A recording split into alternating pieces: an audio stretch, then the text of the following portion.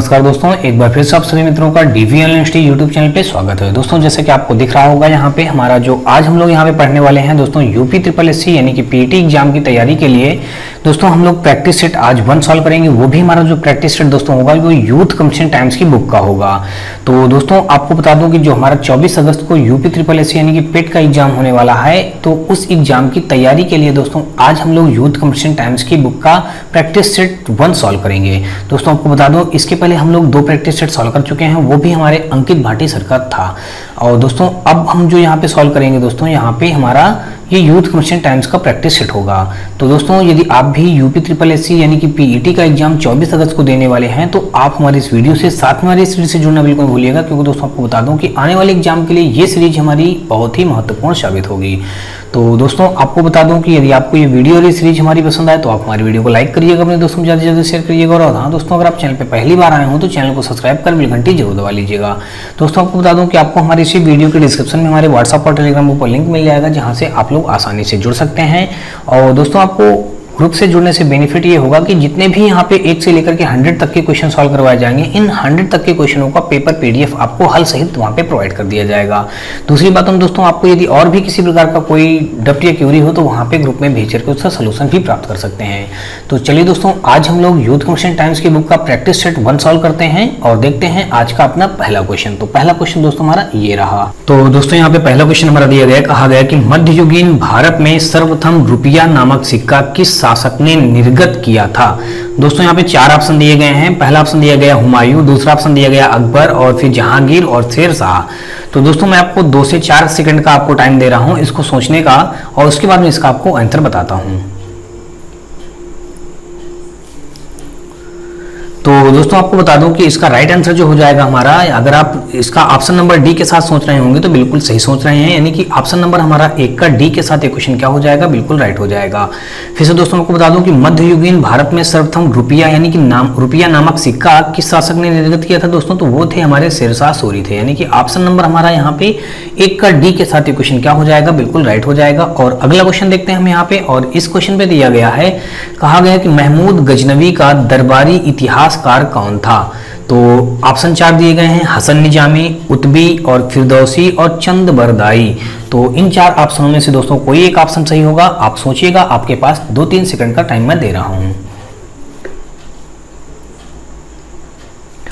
तो दोस्तों यहाँ पे जो इन 4 ऑप्शनों में राइट ऑप्शन हो जाएगा हमारा यहाँ पे ऑप्शन नंबर बी, यानी कि उतबी हमारे इस क्वेश्चन का क्या हो जाएगा, राइट आंसर हो जाएगा। तो दोस्तों अगर आप उतबी सोचे होंगे तो बिल्कुल सही सोच रहे हैं। तो दोस्तों फिर से मैं आपको बता दूं कि महमूद गजनवी का दरबारी इतिहासकार कौन सा था दोस्तों, उतबी था। चलिए नेक्स्ट क्वेश्चन देखते हैं हम लोग यहाँ पे थर्ड क्वेश्चन, और थर्ड क्वेश्चन हमारे यहाँ पे दिया गया है, कहा गया कि प्राचीन पत्तनपुहार किसके तट पर स्थित था। दोस्तों 4 ऑप्शन है, ताम्रपर्णी, कावेरी, पेरियार और बैगई। तो इन 4 ऑप्शनों में से कोई एक ऑप्शन बिल्कुल हमारा राइट होगा, जो कि आपके पास समय है 3 सेकंड का। तो दोस्तों आपको बता दूं कि यहाँ पे जो हमारा तीसरे का राइट आंसर बन जाएगा दोस्तों, यहाँ पे कावेरी के साथ ही हमारा क्वेश्चन क्या हो जाएगा, बिल्कुल राइट हो जाएगा। फिर से सुन लीजिएगा दोस्तों, यहाँ पे कहा गया प्राचीन पत्तनपुहार किसके तट पर स्थित था, तो दोस्तों वो हमारा कावेरी तट पर स्थित था, यानी कि ऑप्शन नंबर 3 का बी के साथ ये क्वेश्चन क्या हो जाएगा, बिल्कुल राइट हो जाएगा। और अगला क्वेश्चन देखते हैं हम लोग दोस्तों चौथा नंबर, और चौथा नंबर क्वेश्चन पे यहाँ पे दिया गया, कहा गया है कि महावीर स्वामी को किस नदी के तट पर ज्ञानोदय प्राप्त हुआ था। तो 4 ऑप्शन दोस्तों यहाँ पे दिए गए हैं, कहा गया स्वर्ण श्रीकृता और पलासिनी, गंगा और ऋजुपालिका। इन 4 ऑप्शनों में से कोई एक ऑप्शन राइट होगा, जो कि आपको आंसर देना है। तो दोस्तों आपको बता दूं कि यदि ऑप्शन नंबर आप डी सोच रहे होंगे यानी कि ऋजुपालिका, तो बिल्कुल सही सोच रहे हैं, यानी कि इस क्वेश्चन का राइट आंसर बन जाएगा दोस्तों 4 का डी के साथ ये क्वेश्चन हमारा क्या हो जाएगा, बिल्कुल राइट हो जाएगा। यानी कि महावीर स्वामी को किस नदी के तट पर ज्ञान की प्राप्ति हुई थी दोस्तों, तो वो ऋजुपालिका नदी थी। अगला क्वेश्चन देखते हैं दोस्तों, और अगला क्वेश्चन हमारा यहाँ पे 5वां क्वेश्चन है। 5वें क्वेश्चन पे दिया गया है, कहा गया है कि राख का टीला निम्नलिखित किस नवपाषाणिक स्थल से संबंधित है। तो 4 ऑप्शन दिए गए हैं, बुदिहाल, संगनकल्लू और कोल्डी हवा और ब्रह्मागिरी। तो ये जो 4 ऑप्शन है दोस्तों, यहाँ पे कोई एक ऑप्शन बिल्कुल राइट होगा, और उस ऑप्शन को आप सोचिएगा, समझिएगा। मैं आपको 4-5 सेकंड का टाइम दे रहा हूँ। तो दोस्तों आपको बता दूं कि यहाँ पे इस क्वेश्चन का राइट आंसर बन जाएगा, अगर ऑप्शन नंबर आप बी सोचे होंगे संगन कल्लू, तो ऑप्शन नंबर यहाँ पे 5 का बी के साथ ये क्वेश्चन क्या हो जाएगा, बिल्कुल राइट हो जाएगा। अगला क्वेश्चन हम लोग देखते हैं दोस्तों 5 के बाद अगर छठा नंबर देखा जाए तो छठा नंबर क्वेश्चन पे यहाँ पे दिया गया, कहा गया कि किस अधिनियम के अंतर्गत प्रथम बार भारत में चुनाव के तत्व का प्रारंभ हुआ। तो यहाँ पे दोस्तों क्या बताया गया, किस अधिनियम के अंतर्गत प्रथम बार भारत में चुनाव के तत्व का प्रारंभ हुआ। तो ये 4 ऑप्शन दिए गए हैं, भारतीय परिषद अधिनियम 1861, भारतीय परिषद अधिनियम 1892, भारत सरकार अधिनियम 1909 और 1909 और फिर यहाँ भारत सरकार अधिनियम 1919। तो यहाँ पे दोस्तों आपको बता दूं कि इन 4 ऑप्शनों में से कोई एक ऑप्शन राइट होगा जो कि आपको बताना है। तो दोस्तों आपको बता दूं इस क्वेश्चन का राइट आंसर अगर आप बी के साथ जा रहे होंगे यानी कि भारतीय परिषद अधिवेशन 1892 के साथ जा रहे होंगे तो बिल्कुल सही जा रहे हैं दोस्तों, यानी कि 6 का बी हमारे इस क्वेश्चन का क्या हो जाएगा, बिल्कुल राइट आंसर बन जाएगा। अगला क्वेश्चन देखते हैं दोस्तों 6 के बाद अगर 7 नंबर देखा जाए तो 7 नंबर क्वेश्चन पे दिया गया, कहा गया है कि गांधी जी के नमक सत्याग्रह का एकमात्र उद्देश्य क्या था।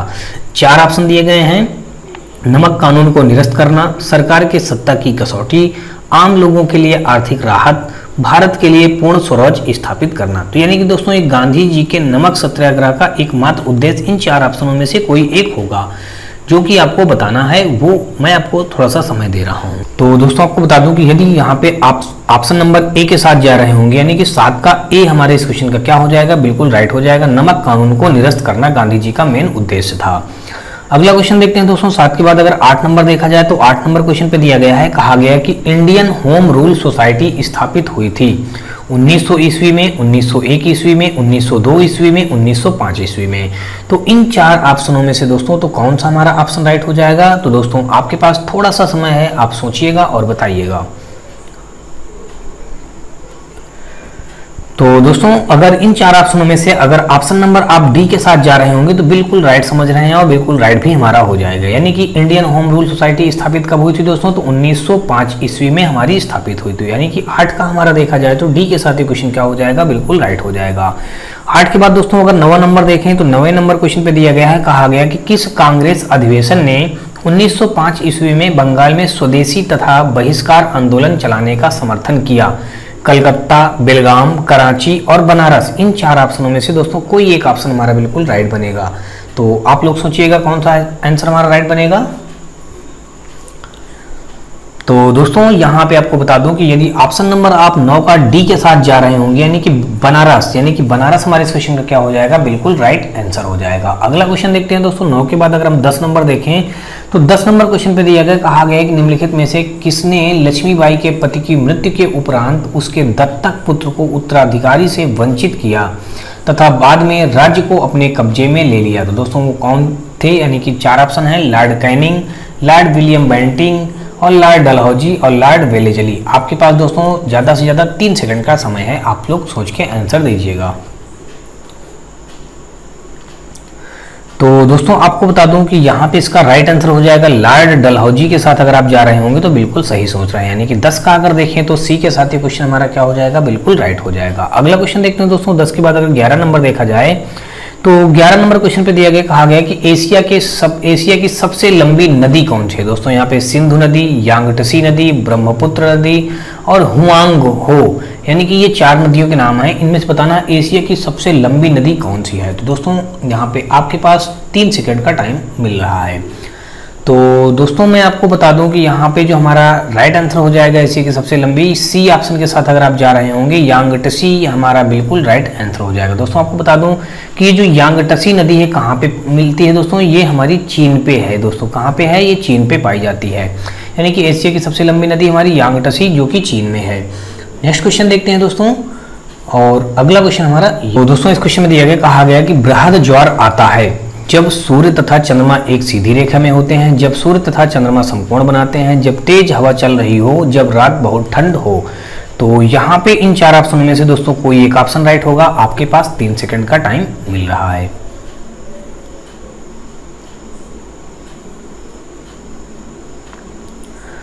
तो दोस्तों आपको बता दूं कि यहाँ पे बृहद ज्वार कब आता है दोस्तों, जब सूर्य तथा चंद्रमा एक सीधी रेखा में होते हैं तब क्या होता है, बृहद ज्वार आता है।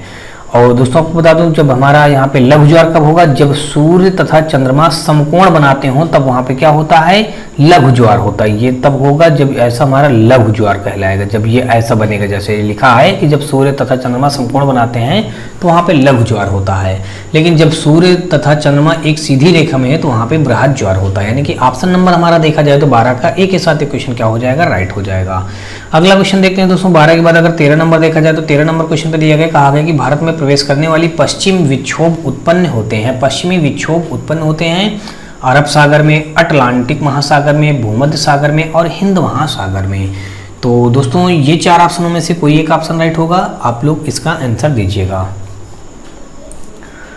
तो दोस्तों आपको बता दूं कि यहाँ पे अगर आप 13 का सी के साथ सोच रहे होंगे तो बिल्कुल सही सोच रहे हैं, यानी कि भारत में प्रवेश करने वाली पश्चिमी विक्षोभ उत्पन्न होती है भूमध्य सागर में। यानी कि ऑप्शन नंबर देखा जाए तो 13 का सी के साथ ये क्वेश्चन क्या हो जाएगा, बिल्कुल राइट हो जाएगा।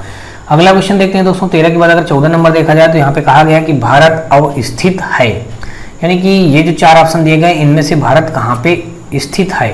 तो ये जो 4 ऑप्शन है दोस्तों यहाँ पे 14 का अगर हम देखें तो यहाँ पे हमारा कौन सा राइट हो जाएगा, सी के साथ ये क्वेश्चन राइट हो जाएगा। अक्षांश 8 डिग्री 4 मिनट उत्तर से 37 डिग्री 6 मिनट उत्तर तथा देशांतर से 68 डिग्री 7 मिनट पूर्व से 97 डिग्री 25 मिनट पूर्व के मध्य। दोस्तों ये जो हमारा सी है यहाँ पे 14 का ऑप्शन नंबर सी के साथ ये क्वेश्चन क्या हो जाएगा, बिल्कुल राइट हो जाएगा। अगला क्वेश्चन देखते हैं दोस्तों यहाँ पे 14 के बाद अगर 15 नंबर देखा जाए तो 15 नंबर क्वेश्चन पे कहा गया है कि जनगणना 2011 के अनुसार 14 वर्ष से कम आयु वाले की संख्या सकल आबादी का कितने प्रतिशत है। तो दोस्तों आपको यहाँ पे बता दूं कि 15 नंबर क्वेश्चन पे 4 ऑप्शन दिए गए हैं, 29%, 23%, 31% और 32%। तो दोस्तों यहाँ पे आपको बता दूं कि कोई एक हमारा ऑप्शन राइट होगा जो कि आपको बताना है यहाँ पे 15 नंबर क्वेश्चन का।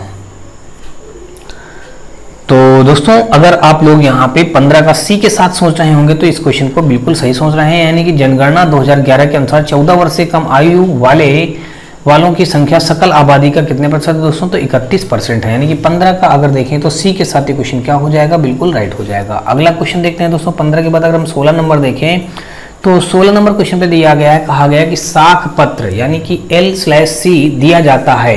दोस्तों आपको सबसे पहले मैं बता दूं कि ये जो साख पत्र होता है ये क्या होता है, ये एक क्रेडिट कार्ड होता है। क्या होता है दोस्तों, ये साख पत्र को क्या हम लोग जानते हैं, क्रेडिट कार्ड होता है। क्रेडिट कार्ड, साख पत्र को हम क्या बोलते हैं, क्रेडिट कार्ड बोलते हैं। और ये हमेशा किसको दिया जाता है, ये दिया जाता है दोस्तों एक आयातकर्ता को दिया जाता है। यानी कि ऑप्शन नंबर देखें तो 16 का बी के साथ ये क्वेश्चन क्या हो जाएगा, बिल्कुल राइट हो जाएगा।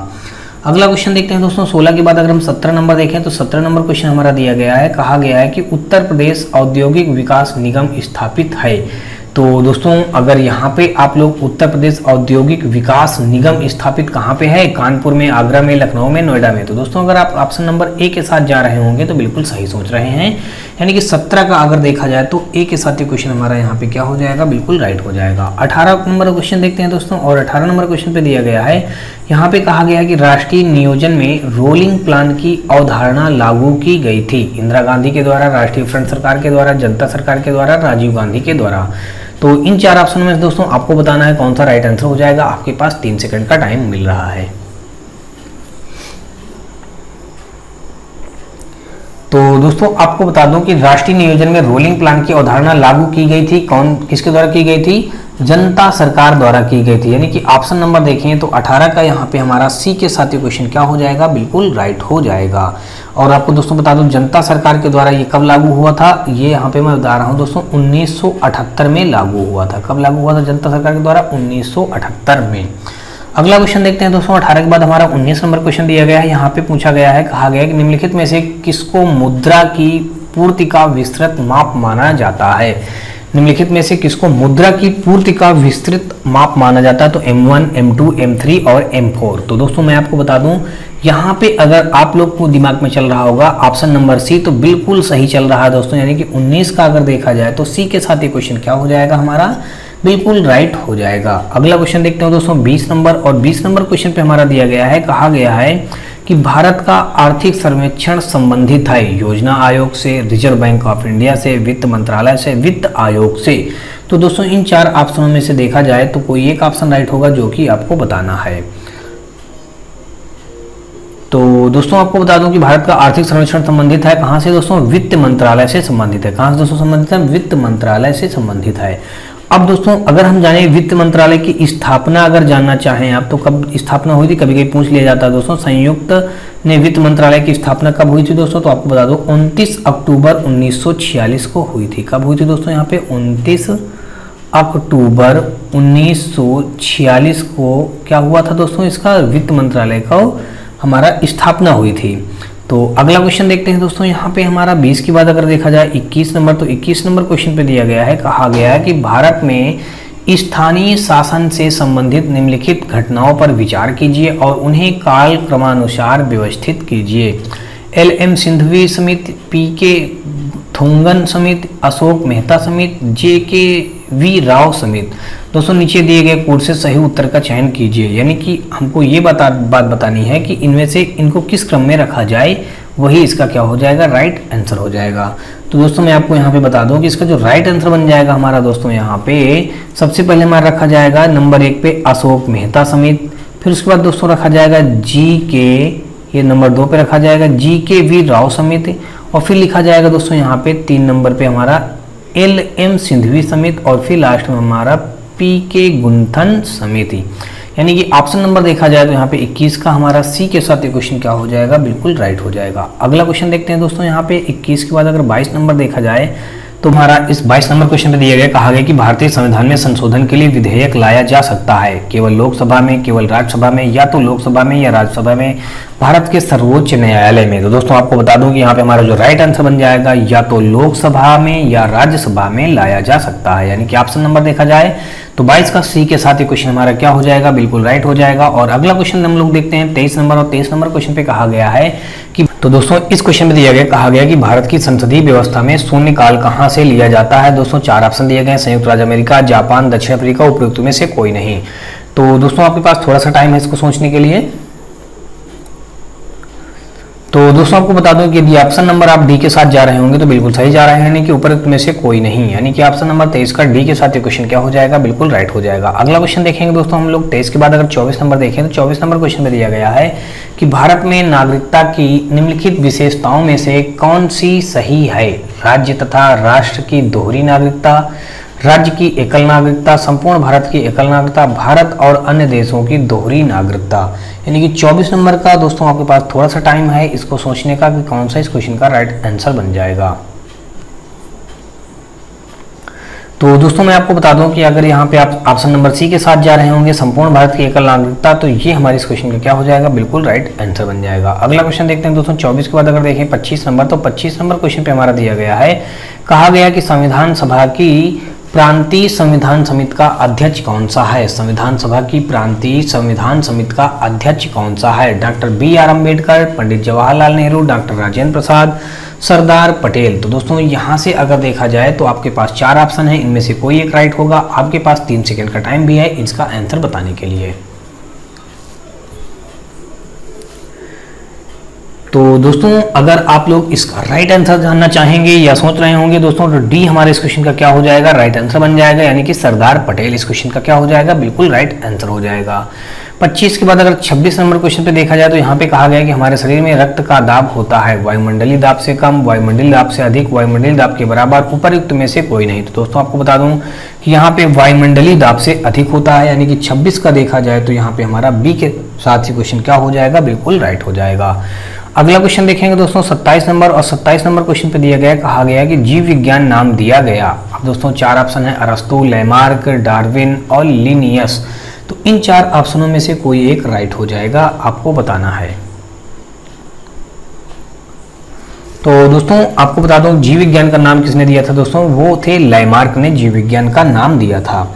और अब अगर इसके बारे में आप जानना चाहें अरस्तु के बारे में, तो आपको बता दूं कि अरस्तु किसके जनक है दोस्तों, ये हैं हमारे जीव विज्ञान के जनक हैं। अरस्तु किसके हैं दोस्तों, यहाँ पे जीव विज्ञान के जनक, ये हो गया। और डार्विन जो दोस्तों हैं ये किस चीज के हैं, उत्तरजीविता के सिद्धांत को प्रतिपादित किया। इन्होंने क्या किया है, ये हमारे उत्तरजीविता तो दोस्तों यहाँ पे हमारा हो जाएगा उत्तरजीविता के सिद्धांत को प्रतिपादित किया। किसके जीव विज्ञान के जनक हैं ये? उत्तरजीविता के सिद्धांत को प्रतिपादित किया। अब दोस्तों यहाँ पे डार्विन हो गया। अब बचे लीनियस। लीनियस दोस्तों क्या है? यहाँ पे वर्मिकी का पिता कहा जाता है इनको दोस्तों। किसका कहा जाता है? वर्गिकी, यानी कि वर्गिकी मुझे बोलना चाहिए दोस्तों, वर्मिकी निकल आया, यानी कि वर्गिकी के पिता हैं यहाँ पे, ये हो जाएगा इसके। तो दोस्तों यहाँ पे कुल मिलाकर हमको बात ये पता चली जीव विज्ञान का नाम किसने दिया था दोस्तों? कुल मिलाकर के लाइमार्क ने दिया था। ऑप्शन नंबर 27 का बी के साथ ये क्वेश्चन क्या हो जाएगा? बिल्कुल राइट हो जाएगा। और अगला क्वेश्चन देखेंगे 27 के बाद अगर 28 नंबर देखा जाए तो यहाँ पे कहा गया कि प्रकृति में सर्वाधिक प्रचुरता से पाए जाने वाला कार्बनिक यौगिक है ग्लूकोज, फ्रक्टोज, सुक्रोज और सेलुलोज। यानी कि अब देखें तो यहाँ पे जो 28 नंबर हमारा क्वेश्चन दिया गया तो 28 नंबर क्वेश्चन पे हो जाएगा हमारा दोस्तों यहाँ पे, अगर ऑप्शन नंबर आप डी सोच रहे होंगे सेलुलोज, तो हमारे इस क्वेश्चन का क्या हो जाएगा? बिल्कुल राइट आंसर बन जाएगा। अगला क्वेश्चन देखते हैं दोस्तों 28 के बाद अगर हम 29 नंबर देखें तो 29 नंबर क्वेश्चन में कहा गया कि फोटोवोल्टिक सेल संबंधित है सौर ऊर्जा से, नाभिकीय ऊर्जा से, पवन ऊर्जा से, भूतापीय ऊर्जा से। तो दोस्तों मैं आपको बता दूं कि फोटोवोल्टिक सेल जो हमारा संबंधित होगा दोस्तों किससे संबंधित होगा? सौर ऊर्जा से संबंधित होगा। ऑप्शन नंबर देखा जाए तो यहाँ पे हमारा दोस्तों ए के साथ ये क्वेश्चन क्या हो जाएगा? बिल्कुल राइट हो जाएगा। फोटोवोल्टिक सेल किससे संबंधित दोस्तों? सौर ऊर्जा से संबंधित है। अगला क्वेश्चन देखते हैं 29 के बाद अगर हम दोस्तों 30 नंबर देखें तो 30 नंबर क्वेश्चन पे हमारा दिया गया, कहा गया कि प्रकाश वर्ष किसकी इकाई है? दोस्तों यहाँ पे दो ऑप्शन नहीं दिए गए हैं, तो आपको बता दूं कि यहाँ पे जो हमारा प्रकाश वर्ष किसकी इकाई हो जाएगी तो वो हमारी हो जाएगी दोस्तों दूरी की। प्रकाश वर्ष हमारी किसकी इकाई होती है दोस्तों? दूरी की होती है। तो ऑप्शन नंबर यहाँ पे दूरी के साथ क्वेश्चन क्या हो जाएगा? तो दोस्तों यहाँ पे 31 नंबर क्वेश्चन दिया गया, कहा गया कि 2 अंकों वाली संख्या में 18 जोड़ने पर उस संख्या का अंक आपस में बदल जाते हैं। अंकों का गुणनफल 8 है तो संख्या ज्ञात कीजिए। तो दोस्तों यहाँ पे क्या हुआ? कोई भी 2 अंकों की संख्या होगी, उन 2 अंकों की संख्या में अगर हम क्या करते हैं 18 जोड़ देते हैं तो वो संख्या के अंक सेम रहते हैं, लेकिन अंकों को आपस में बदलाव हो जाता है, यानी कि बदल जाते हैं और उनका दोनों को गुणा कर दिया जाए तो 8 हो जाए। अगर हम देखते हैं ऑप्शन नंबर ए ले लेते हैं तो ऑप्शन नंबर ए हमारा मल्टीप्लाई करेंगे तो 4 गुना 8 हो जाएगा। अब इसमें 42 में क्या करेंगे? 18 जोड़ देंगे। तो 42 में 18 जोड़ेंगे दोस्तों, 8 2 10 हो जाएगा, 4 1 5 और 1 हमारा हो जाएगा 6। कुल मिला के यहाँ पे देखा जाए तो 60 हो जाएगा। तो यहाँ पे अंकों को बदलने पे 24 हो जाना चाहिए, तो ये तो हमारा हो जाएगा गलत। अब अगर दोस्तों इसी प्रकार हम ऑप्शन नंबर डी को लेकर देखते हैं तो यहाँ पे हमने लिया दोस्तों 24। अब 24 में हम क्या करते हैं 18 जोड़ देते हैं दोस्तों। 24 में हमने 18 जोड़ दिया तो 8 4 12 के 2 2 1 3 1 4 दोस्तों यहाँ पे देख लीजिएगा, यानी 24 था, हमने 18 जोड़ा तो इसकी संख्या अंक आपस में क्या होते हैं? बदल गए हैं दोस्तों। ये 2 4 था तो फिर 4 2 बन गया है और इनका मल्टीप्लाई करने पे दोस्तों 8 हो भी रहा है। यानी कि देखें तो ऑप्शन नंबर कुल मिला के हमारा यहाँ पे डी के साथ एक क्वेश्चन क्या हो जाएगा? बिल्कुल राइट हो जाएगा। अगला क्वेश्चन देखते हैं दोस्तों 31 के बाद अगर 32 नंबर देखा जाए तो 32 नंबर क्वेश्चन पे दिया गया है, कहा गया है क्वेश्चन पे यहाँ पे दोस्तों ये हमारा 32 नंबर क्वेश्चन है और इस 32 नंबर क्वेश्चन पे दिया गया है, कहा गया कि एक कस्बे की 5% जनसंख्या की किसी महामारी में मृत्यु हो जाती है और बची जनसंख्या में से 8% घबराकर कस्बे को छोड़कर चले गए। यदि कस्बे की कुल जनसंख्या अभी 88,274 है तो शुरुआती में कस्बे की कुल जनसंख्या कितनी रही होगी? तो मान लेते हैं दोस्तों यहाँ पे कुल मिलाकर के हमारा 100% कस्बे की जनसंख्या रहेगी, उसमें से 5% जनसंख्या किसी महामारी की मृत्यु हो जाते हैं तो बचते हैं कितने परसेंट दोस्तों? 95% यहाँ पे बचते हैं। अब बची हुई जनसंख्या में से दोस्तों क्या करा 8% घबराकर कस्बे को छोड़कर चले जाते हैं दोस्तों। अब 95 का जब 8% घबराकर वो चले जाएंगे, यानी कि 100 रहा होगा, 100 में 8% छोड़ दिए होंगे तो कितना बचा होगा? 92% बचा होगा। तो 92% क्या हो गए? बचे हैं। और अब भी कहा गया है ये हो गया। अब इसमें बताया गया घबराकर कस्बे को छोड़कर चले जाते हैं। यदि कस्बे की कुल जनसंख्या इतनी दी गई है तो अब हम दोस्तों क्या करेंगे यहाँ पे कुल मिलाकर के इन दोनों का आपस में मल्टीप्लाई कर देंगे। 92% बचेगा तो 92 अपान का कितना हो जाएगा? यहाँ पे 100 हो जाएगा। और अगर इनका मल्टीप्लाई करेंगे दोस्तों तो 95 और 92 का जब मल्टीप्लाई करेंगे तो और फिर 100 का भाग कर देंगे तो यहाँ पे हमारा आ जाएगा 87.40 बन जाएगा। यानी कि ये हमने 100 है तो 2 अंक बाद दशमलव लगा दिए तो कितना आ गया? 2 अंक बाद दशमलव लगा के 87.40 आ गया। तो इतने प्रतिशत हमारा ये आ गया, यहाँ पे इसकी वैल्यू आ गई। अब हमको बताना है कि इतने परसेंट लोग बचे हैं, कितने परसेंट लोग बचे हैं? यहाँ पे 87.40% लोग बचे हैं। हमको यहाँ पे बताया गया कि टोटल जनसंख्या कितनी है? यदि कस्बे की कुल जनसंख्या 88,274 है तो तो शुरुआती में कस्बे की कुल जनसंख्या कितनी रही है, हमको ये बात बतानी है। यहाँ से अगर हम 1% बराबर निकालें दोस्तों तो ये हो जाएगा 88,274 बटे ये हो जाएगा हमारा 87.40 हो जाएगा। तो आगे दोस्तों हम क्या करेंगे, यहाँ पे पॉइंट हटाया, ऊपर हमने 2 जीरो बना दिया, तो 1 जीरो से 1 जीरो तो हमारा ये कैंसिल हो गया। अब 874 का जब इसमें भाग देंगे दोस्तों तो ये कुल मिलाकर के हमारा आ जाएगा 101 आ जाएगा। कितना आ जाएगा दोस्तों, 101 बन जाएगा। और फिर यहाँ पे हमारा ये जी लास्ट में जीरो बचा है तो हमने जीरो बना करके ये रख दिया, यानी कि 874 से इतना पूरा हमारा ये 101 बार में कट जाएगा और ये हमारा 200 जीरो बना दिया। तो कुल मिला के हमको यहाँ से ये बात पता चल गई कि 1% बराबर हमारा यहाँ पे कितना हो जाएगा, 1010 हो जाएगा। तो हमको 100% निकालना है तो 100 का इधर मल्टीप्लाई कर देंगे, 100 का इधर मल्टीप्लाई कर देंगे। तो कुल मिला के दोस्तों यहाँ पे 100% बराबर आ जाएगा हमारा, कितना आ जाएगा, ये आ जाएगा, ये इतना हो जाएगा। यानी कि देखा जाए तो 1,01,000 हमारा इस क्वेश्चन का क्या हो जाएगा, बिल्कुल राइट आंसर बन जाएगा। ऐसा ऑप्शन हमारा दिया गया है दोस्तों यहाँ पे बी पे, तो बी हमारे इस क्वेश्चन का क्या हो जाएगा, बिल्कुल राइट आंसर हो जाएगा। तो यहाँ पे दोस्तों हमारा अगला क्वेश्चन देखते हैं। 32 के बाद अगर 33 नंबर देखा जाए तो 33 नंबर क्वेश्चन पे दिया गया, कहा गया है कि 102 यानी कि 10,201 का वर्गमूल कितना होगा। तो दोस्तों आपको बता दूं कि 10,201 का वर्गमूल हमारा किसका है, ये 101 का वर्गमूल दिया गया है। दोस्तों मैं आपको बता दूं कि 101 का वर्गमूल कैसे निकालेंगे, तो दोस्तों आप लोग जान लीजिएगा यहाँ पे कैसे करते हैं कि ये 100 से कितना अधिक है दोस्तों, ये 1 अधिक है। तो जब 100 देखिए दोस्तों मैं आपको फिर से बता देता हूँ, यहाँ पे 101 गुणे करके हम लिखेंगे फिर 101, तो ये 100 से कितना अधिक है दोस्तों, 1 यहाँ भी अधिक है और 1 यहाँ भी अधिक है 100 से, तो टोटल 100 से कितने अधिक हो जाएंगे, 2, तो हमने लिख दिया 102। और ये जो 1 अधिक है तो इन्हीं दोनों का हम क्या करते हैं दोस्तों, मल्टीप्लाई करके लिख देते हैं। तो 1 कम 1, अब 100 हमारा 100 में दोस्तों 2 जीरो होते हैं, इसलिए दो जीरो के अकॉर्डिंग हम कंपेयर करेंगे। तो 1 कम 1, तो 2 अंकों में लिखना है इसको, तो 0-1 बना के लिख लेंगे। तो यही हमारे इस क्वेश्चन का राइट आंसर बन जाएगा 102-01, यानी कि ऐसा दिया गया है दोस्तों यहाँ पे। ऑप्शन नंबर हमारा ये बन जाएगा सी का, यानी कि सी का ये वर्गमूल दिया गया है। इसी प्रकार दोस्तों अगर 111 का आप देखें तो मैं आपको 111 का स्क्वायर निकालने का तरीका बता रहा हूँ। 111 गुणे 111 जब आप करेंगे तो कुल मिलाकर देखें तो ये 100 से कितना अधिक है दोस्तों, 11 अधिक है। ये 100 से कितना अधिक है, ये भी 11 अधिक है। तो ये कितना हो जाएगा, 11 100 से 22 अधिक हो जाएगा। 11 कितना हो जाएगा, 22 अधिक हो जाएगा। 11 हम दोस्तों होता कितना है, 121 होता है, हमने 121 रख दिया। दोस्तों हम क्या करेंगे, 11 में 121 हमारा जो आया हम 3 अंक को रख दिया, लेकिन हमको 2 अंकों में रखना है। तो 3 अंक आ रहा था दोस्तों, ये 1 जो होगा इधर आके जुड़ जाएगा, तो ये बन जाएगा 123 21 बन जाएगा। यानी कि ऑप्शन नंबर देखा जाए तो 123 21, यानी कि आप ये हमारा डी का, यानी कि 111 का अगर इसको निकालेंगे तो 123 21 हो जाएगा। तो कुल मिलाकर हमको दोस्तों ये बताना था 102-01 का वर्गमूल बताना था दोस्तों, तो हमने क्या बता दिया, यानी कि ये 101 का स्क्वायर दिया गया, यानी कि 33 का ऑप्शन नंबर सी के साथ ये क्वेश्चन राइट हो जाएगा। और अगला क्वेश्चन हम लोग देखते हैं, यहाँ पे कहा गया 3/4, 5/8, 7/12, 15/16 का औसत ज्ञात कीजिए। दोस्तों हमको इसको क्या निकालना है, एवरेज। तो हम एवरेज बराबर जानते हैं कुल पदों का योग बटे कुल पदों की संख्या। तो 3/4, फिर यहाँ पे 5/8, फिर यहाँ पे हमारा 7/12, फिर यहाँ पे हमारा 15 बटे दोस्तों कितना दिया गया है, यहाँ पे 16 दिया गया। पूरे का बटे हम कितना कर देंगे, यहाँ पे 4 संख्या है तो हमने पूरे का बटे 4 कर दिया। अब दोस्तों ये एवरेज है निकाल रहे हैं हम लोग। अब क्या करेंगे, 4, 8, 12, 16, यानी 4, 8, 12, 16 का अगर हम एलसीएम करेंगे तो दोस्तों यहाँ पे कितना आ जाएगा, यहाँ पे देखें तो 48, 48, 16, 43, यानी कुल मिला के हमारा 48 क्या हो जाएगा, मैं आगे करके दिखा रहा हूँ। 48 हमारा हो जाएगा, यहाँ पे एलसीएम हो जाएगा।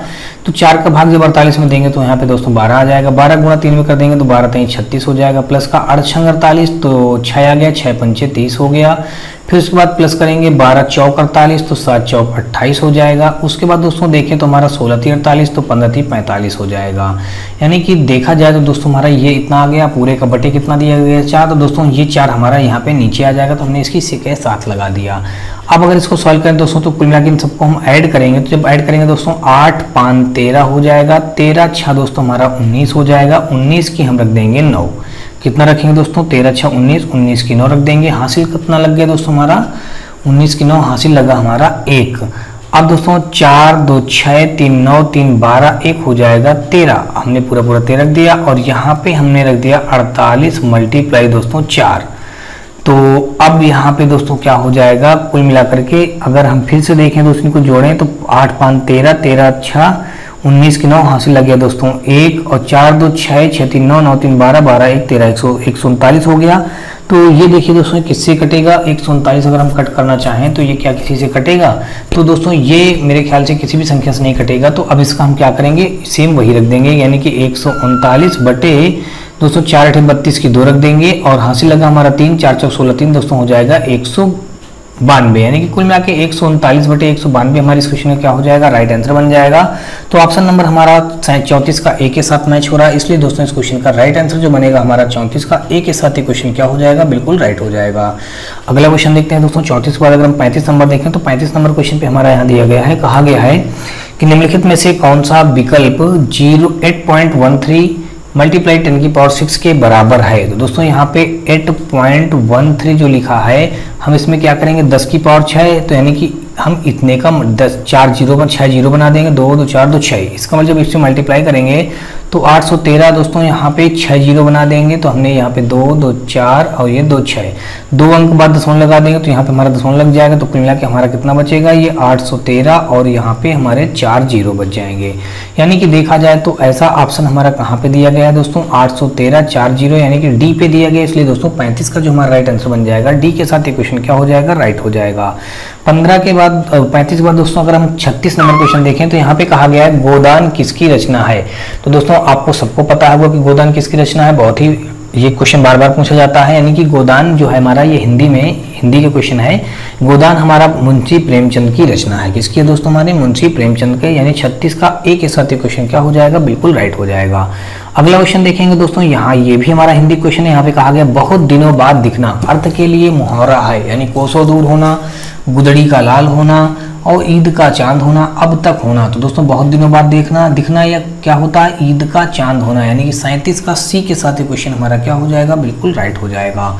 अगला क्वेश्चन देखते हैं दोस्तों, यहाँ पे 38 नंबर और 38 नंबर क्वेश्चन पे दिया गया, कहा गया कि दिए गए विकल्पों में से सही वाक्य पहचानिए। यहाँ पे कहा गया कि ईमानदारी मनुष्य का श्रेष्ठ लक्षण है, फिर कहा गया ईमानदारी मनुष्य का श्रेष्ठ आचरण है, ईमानदारी मनुष्य का श्रेष्ठ व्यवहार है, ईमानदारी मनुष्य का श्रेष्ठ गुण है। यानी कि देखा जाए तो 38 का जो हमारा हो जाएगा ईमानदारी मनुष्य का श्रेष्ठ गुण है, यानी कि ऑप्शन नंबर 38 का डी के साथ ये क्वेश्चन क्या हो जाएगा, बिल्कुल राइट हो जाएगा। अगला क्वेश्चन देखते हैं दोस्तों 38 के बाद अगर हम देखें 39 नंबर, तो 39 नंबर क्वेश्चन पे दिया गया है, कहा गया है कि अनिल अनल का सही अर्थ देने वाला शब्द युग्म है। तो दोस्तों अनिल हमारा क्या होता है, ये वायु का पर्यायवाची है, अनल जो होता है दोस्तों अग्नि का पर्यायवाची होता है। तो देखें तो यहाँ पे हमारा ऐसा दिया गया है, यानी कि फर्स्ट ए ऑप्शन पे दिया गया 39 का ए के साथ ये क्वेश्चन हमारा क्या हो जाएगा, बिल्कुल राइट हो जाएगा। अगला क्वेश्चन हम लोग देखते हैं 39 के बाद अगर हम 40 नंबर देखें तो 40 नंबर क्वेश्चन पे दिया गया है, कहा गया कि पक्षी दाना चुग रहा है, रेखांकित शब्द का पर्यायवाची शब्द नहीं है पक्षी। अब दोस्तों ये हमको ये बात बताना जो पक्षी का यहाँ पे पर्यायवाची कौन सा नहीं है। तो दोस्तों पंकज, अंडज, खग, नभचर, दोस्तों आपको बता दूं जो पंकज है ये हमारा किसका पर्यायवाची होता है, ये कमल का होता है। बाकी ये अंडज, खग, नभचर ये हमारे क्या है, पक्षी के पर्यायवाची हैं। यानी कि देखा जाए तो इसमें यही पूछा गया कि रेखांकित शब्द का पर्यायवाची शब्द नहीं है, तो कौन सा नहीं है दोस्तों, यहाँ पे ए ऑप्शन नहीं है। यानी कि 40 का देखा जाए तो हमारा ए के साथ ये क्वेश्चन क्या हो जाएगा, बिल्कुल राइट हो जाएगा।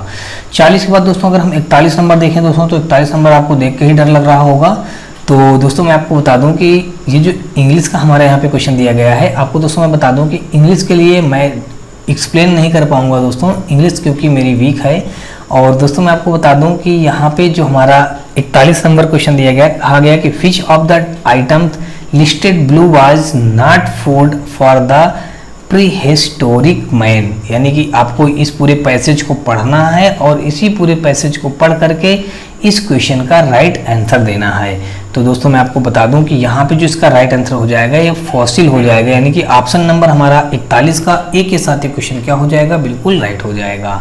अगला क्वेश्चन दोस्तों यहाँ पे दिया गया 41 के बाद अगर 42 नंबर देखा जाए तो 42 नंबर क्वेश्चन पे दिया गया, कहा गया कि a sentence is divided into 4 parts A B C and D, point out the part that has an error. यानी कि हमको जो चार एक सेंटेंस है, इन सेंटेंस को 4 भागों में बांट दिया गया है ए बी सी डी में, और आपको यहाँ पे बताना है कौन सा पॉइंट हमारा यहाँ पे एरर है। यानी कि हमको ये बात बताना है तो दोस्तों यहाँ पे जो पहला पॉइंट दिया गया है, पहला पॉइंट में लिखा है, कहा गया कि यू आर लर्निंग इंग्लिश, फिर अगला पॉइंट में है फॉर द लास्ट 1 ईयर, फिर लिखा बट यू शुड, फिर लिखा नो इम्प्रूवमेंट एट ऑल। तो दोस्तों मैं आपको बता दूं कि यहाँ पे जो 42 है, 42 का हमारा ऑप्शन नंबर क्या राइट हो जाएगा, ए के साथ, यानी कि ए हमारा ए पे ही दिया गया है, इसलिए दोस्तों हमारा 42 का यू आर लर्निंग इंग्लिश यानी कि इसके साथ ही क्वेश्चन क्या हो जाएगा, राइट हो जाएगा। अगला क्वेश्चन यहाँ पे दिया गया है दोस्तों 43 नंबर। तो 43 नंबर में यहाँ पे दिया गया, कहा गया है dot dot dot dog is faithful animal, यानी कि जो कुत्ता है वो वफादार जानवर है। तो दोस्तों ये हमारा ए डॉग इज, यानी कि ए यहाँ पे फिल कर दिया जाए तो इस क्वेश्चन का क्या बन जाएगा, ये राइट आंसर बन जाएगा। यानी कि 43 का अगर देखा जाए तो ए के साथ ये क्वेश्चन क्या हो जाएगा, बिल्कुल राइट। अगला क्वेश्चन देखते हैं दोस्तों 44। यहाँ पे लिखा transform the following sentence into a direct sentence. लिखा I asked Sheila if I might know her father. तो यहाँ पे हमको क्या बताना है, डायरेक्ट इनडायरेक्ट वाला जो दिया होता है दोस्तों, तो हमको यहाँ पे डायरेक्ट सेंटेंस बताना है कि कौन सा होगा। यहाँ पे जो दोस्तों यहाँ पे 44 नंबर में 4 ऑप्शन दिए गए हैं। लिखा है I said to Sheila, comma inverted comma लिखा है may I know your father, question mark लगा दिया गया। फिर ऐसे लिखा I told Sheila may I know your father, I asked Sheila can I know your father. फिर लिखा I questioned Sheila will I know your father. तो दोस्तों आपको बता दूं कि यहाँ जो हमारा 44 का हमारा राइट आंसर बन जाएगा ए के साथ I said Sheela may I know your father, यानी कि यहाँ पे हमारा ऑप्शन नंबर 44 का ए के साथ ही क्वेश्चन क्या हो जाएगा, बिल्कुल राइट हो जाएगा। अगला क्वेश्चन देखते हैं दोस्तों 45 नंबर। और 45 नंबर क्वेश्चन पे दिया गया है, कहा गया है कि the waiter filled the glasses with water. तो ए ऑप्शन पे दिया गया है the glass was filled his with water by the waiter, फिर the glasses were filled with water by the waiter, फिर the waiter was filled the glasses with water, फिर लिखा the water were filled in the glasses by waiter. तो 45 number जो दोस्तों हमारा question दिया गया है, तो इस 45 नंबर का क्वेश्चन हमारा क्या हो जाएगा, बी के साथ ही क्वेश्चन क्या हो जाएगा, बिल्कुल राइट हो जाएगा। तो अगला क्वेश्चन देखते हैं दोस्तों यहाँ पे हमारा, अब यहाँ पे ये जो क्वेश्चन दिया गया है रीजनिंग का क्वेश्चन है। कहा गया है कि 1 मार्च 2020 को कौन सा दिन होगा, हमको ये बात बताना है। तो दोस्तों मैंने आपको बता रखा है 1 मार्च 2020 को कौन सा दिन होगा। तो 2020 जो दिया गया, हम 2020 से 1 वर्ष कम करेंगे, 2019 हो जाएगा। अब इस 2019 को हम ऐसे डिवाइड कर लेंगे, यहाँ पे हमने लिखा 400 मल्टीप्लाई 4 कर दिया तो 4 पंचे 20, 2000 हो जाएगा, प्लस का ये हमारा 19। दोस्तों 400 में विषम दिनों संख्या हम जानते हैं 0 होती है, 0 में 4 का जब मल्टीप्लाई करेंगे तो 0 बन जाएगा, और यहाँ प्लस लगा हमने प्लस लगा दिया, और 19 हमारा यह है तो हमने 19 लिख दिया। उसके बाद दोस्तों अगर देखें तो ये हमारा क्या हो जाएगा, 19 में हमारे कितने लीप ईयर्स मिलेंगे, यहाँ पे प्लस का हमने लीप वर्ष कितने लिख दिए, लीप वर्ष हमारे हो जाएंगे 4 लीप वर्ष भी हो जाएंगे। तो यहाँ पे अब हमारा क्या हो जाएगा, ये तो 0 हो जाएगा, 19 4 दोस्तों हो जाएगा हमारा 23। 23 में जब हम 7 का भाग दे देंगे तो हमारा शेष कितना बचेगा दोस्तों, 7 तरीके के 2 शेष बचा। अब दोस्तों क्या करेंगे, 19 के बाद जब हम 20 में जाएंगे, हमने 19 तक का हिसाब कर लिया, अब हमको 19 के बाद 20 में जाना है। तो 20 में सबसे पहले हम जनवरी में देखेंगे, तो जनवरी में 3 हमको मिल जाएगा विषम दिन। फरवरी हमारा 20 हमारा 29 दिनों को हो जाएगा, तो यहाँ पे 1 विषम दिन मिल जाएगा। फरवरी के बाद दोस्तों मार्च में हमारा 1 ही दिन मिलेगा। अब इनको जोड़ेंगे 3 2 5 हो जाएगा, 5 में दोस्तों हमारा 2 ये भी जुड़ जाएगा, तो ये भी 2 सब जोड़ देंगे। तो अब इनको सबको जोड़ने पे हमारा क्या हो जाएगा, 3 2 5 2 7, टोटल हमारा 7 आ गया। 7 का भाग जब 7 में देंगे दोस्तों हमारा 0 आ जाएगा। तो 0 हमारा यानी कि 7 में 7 का भाग देंगे दोस्तों क्या आ जाएगा हमारा, यानी कि 1 मतलब एक से मतलब कोई भी शेष नहीं बचेगा, 1 आएगा दोस्तों, लेकिन शेषफल हमारा क्या बचेगा, 0 शेषफल बचेगा। यहाँ पे हम क्या लिखते हैं दोस्तों, शेषफल है लिखा जाता है, तो यहाँ पे शेषफल हमारा 0 बचेगा। तो 0 में हमारा कौन सा दिन होता है दोस्तों, रविवार होता है। यानी कि ऑप्शन नंबर देखें तो यहाँ पे हमारा रविवार दिया गया है डी ऑप्शन पे, तो डी हमारे इस क्वेश्चन का क्या हो जाएगा, बिल्कुल राइट आंसर हो जाएगा। दोस्तों आपको बता दूं कि यदि आपको इस चैप्टर में कोई प्रॉब्लम हो तो आप प्ले लिस्ट पे जाइएगा, वहाँ पे आपको कैलेंडर नाम का चैप्टर मिल जाएगा। उस कैलेंडर नाम के चैप्टर को आप पूरा पढ़ लीजिएगा, वहाँ पे मैंने बहुत ही अच्छी तरीके से सारे क्वेश्चनों को बताया है। चलिए अगला क्वेश्चन देखते हैं दोस्तों 46 के बाद अगर देखें 47 नंबर, तो 47 नंबर क्वेश्चन पे दिया गया है, कहा गया है ये एक सीरीज लिखी हुई है। यहाँ पे कहा यदि उपर्युक्त अनुक्रम का फर्स्ट पद सेकंड पद से थर्ड पद फोर्थ पद के साथ बदलता है और इसी तरह वहाँ कितने 8 हैं जो अपने बाएं और साथ ही दाहिने नंबर से विभाजित है, हमको ये बात बताना है। तो अगर दोस्तों हम पहले को दूसरे से बदलते चले जाएं, यहाँ पे 7 फिर इधर 6 फिर यहाँ पे दोस्तों हमारा 8 फिर 4 फिर दोस्तों 8 5 फिर 4 8 3 8 5 2 6 8 8 7 8 3 हो जाएगा। तो हमने ये सभी अंकों को लिख दिया बदल करके। अब दोस्तों क्या करेंगे, यहाँ पे कहा है कि फर्स्ट और सेकंड को यहाँ बदल दिया, फिर कहा गया और इसी तरह वहाँ कितने 8 हैं जो अपने बाएं और साथ ही दाहिने नंबर से विभाजित होते हैं। तो ऐसे 8 कितने हैं दोस्तों, मैं आपको बता दूं कि यहाँ पे जो हमारा राइट आंसर इसका हो जाएगा कुल मिलाकर के 47 का जो हो जाएगा। यहाँ पे दोस्तों ऐसे कोई भी 8 नहीं है जो कि हमारे यहाँ पे क्या हो जाएगा, बाएं और साथ ही दाहिने अंक से विभाजित होंगे। दोस्तों अगर यहाँ पे देखें तो ये इससे तो विभाजित हो जाएगा लेकिन 6 से विभाजित नहीं होगा। ये 8 हमारा इधर से विभाजित हो लेकिन 5 से विभाजित नहीं होगा। ये दोस्तों 8 हमारा नहीं विभाजित होगा, 4 से इधर हो जाएगा लेकिन 3 से नहीं होगा। अब अगर देखें इस 8 को तो ये ना तो 3 से होगा ना तो 5 से होगा। फिर ये इस 8 को देखेंगे, ये 8 से 8 विभाजित हो जाएगा लेकिन 6 से विभाजित नहीं होगा। इस 8 को देखेंगे तो 8 से 8 विभाजित हो जाएगा लेकिन 7 से विभाजित नहीं होगा। और ये 8 हमारा ना तो 7 से विभाजित होगा ना तो 3 से विभाजित होगा। इसमें ये बात बतानी थी दोस्तों, कुल मिला के ऐसे 8 आपको बताने थे जो दाहिने 8 जहाँ पे लिखा हो उसके दाहिने 8 के दाहिने और बाएं तरफ से दोनों से विभाजित हो जाए। तो ऐसा हमारा कहीं भी कुछ भी नहीं दिख रहा। इसका मतलब वो क्या है, यानी कि 0 बार, यानी कि कोई भी ऐसा नहीं है। तो 0 ऑप्शन नंबर हमारा यहाँ पे 47 का बी के साथ ही क्वेश्चन क्या हो जाएगा, बिल्कुल राइट हो जाएगा। अगला क्वेश्चन देखते हैं दोस्तों 47 पर अगर 48 नंबर देखा जाए तो यहाँ पे कहा गया है कि दिए गए प्रश्नों में विभिन्न तत्वों के मध्य संबंध को दर्शाया गया है। दिए गए कथनों के बाद 2 निष्कर्ष दिए गए हैं, सही उत्तर चिन्हित कीजिए। तो यहाँ पे दोस्तों हमारा कथन लिखा हुआ है, हमको क्या करना है, ई से जी तक जाना है। तो दोस्तों ई से चलना स्टार्ट करिए और जी तक जाना है। और ई से जी तक जाने में आपको इस प्रकार का जैसे सिंबल बना है, इस कम से कम इस सिंबल को एक बार मिलना अनिवार्य है। ज़्यादा से ज़्यादा चाहे इतनी बार मिल जाए लेकिन कम से कम दोस्तों मैंने क्या बताया, एक बार मिलना अनिवार्य है। तो ई से जी, सबसे पहले ई से हम डी तक आ गए दोस्तों, हमको सिंबल मिल गया। डी से दोस्तों हम सी तक आ गए, सी तक आ गए दोस्तों। सी से अब आगे आपको नहीं जाना, सी से हम इधर चलेंगे। अब सी से हम एफ तक पहुंच गए और एफ से दोस्तों हम जी तक भी पहुंच जाएंगे। और ये सिंबल हमारा यहाँ भी मिल गया और ये सिंबल हमारा यहाँ भी मिल जाएगा। तो ऑप्शन नंबर देखा जाए तो दोस्तों हमारा यहाँ जो निष्कर्ष फर्स्ट है तो अभी तो ये हमारा राइट हो गया। अब हम सेकंड निष्कर्ष के अकॉर्डिंग देखते हैं। ए से हमको एच जाना है। कहाँ से जाना है दोस्तों, हमको ए से एच जाना है। वही हमारा निष्कर्ष फर्स्ट क्या हो गया, राइट हो गया है। अब हमको सेकंड निष्कर्ष में ए से एच जाना है दोस्तों। ए हमारा यहाँ पे ये दिया गया है, ए से बी आ गए। बी से अब दोस्तों सी तक जा ही नहीं पाएंगे, पहले ही हमारा गेट क्या हो गया, क्लोज हो गया। तो कुल मिला के हम यहाँ से ए से एच तक नहीं जा पाएंगे, यानी कि ये गलत हो जाएगा। यानी कि कुल मिला के देखा जाए तो केवल निष्कर्ष फर्स्ट हमारे इस क्वेश्चन का अनुसरण करता है, यानी कि ऑप्शन नंबर 8 का दोस्तों हमारा ए के साथ क्वेश्चन क्या हो जाएगा, बिल्कुल राइट हो जाएगा। अगला क्वेश्चन देखते हैं दोस्तों 48 के बाद अगर हम 49 नंबर देखें तो 49 नंबर क्वेश्चन पे दिया गया, कहा गया है कि कथन में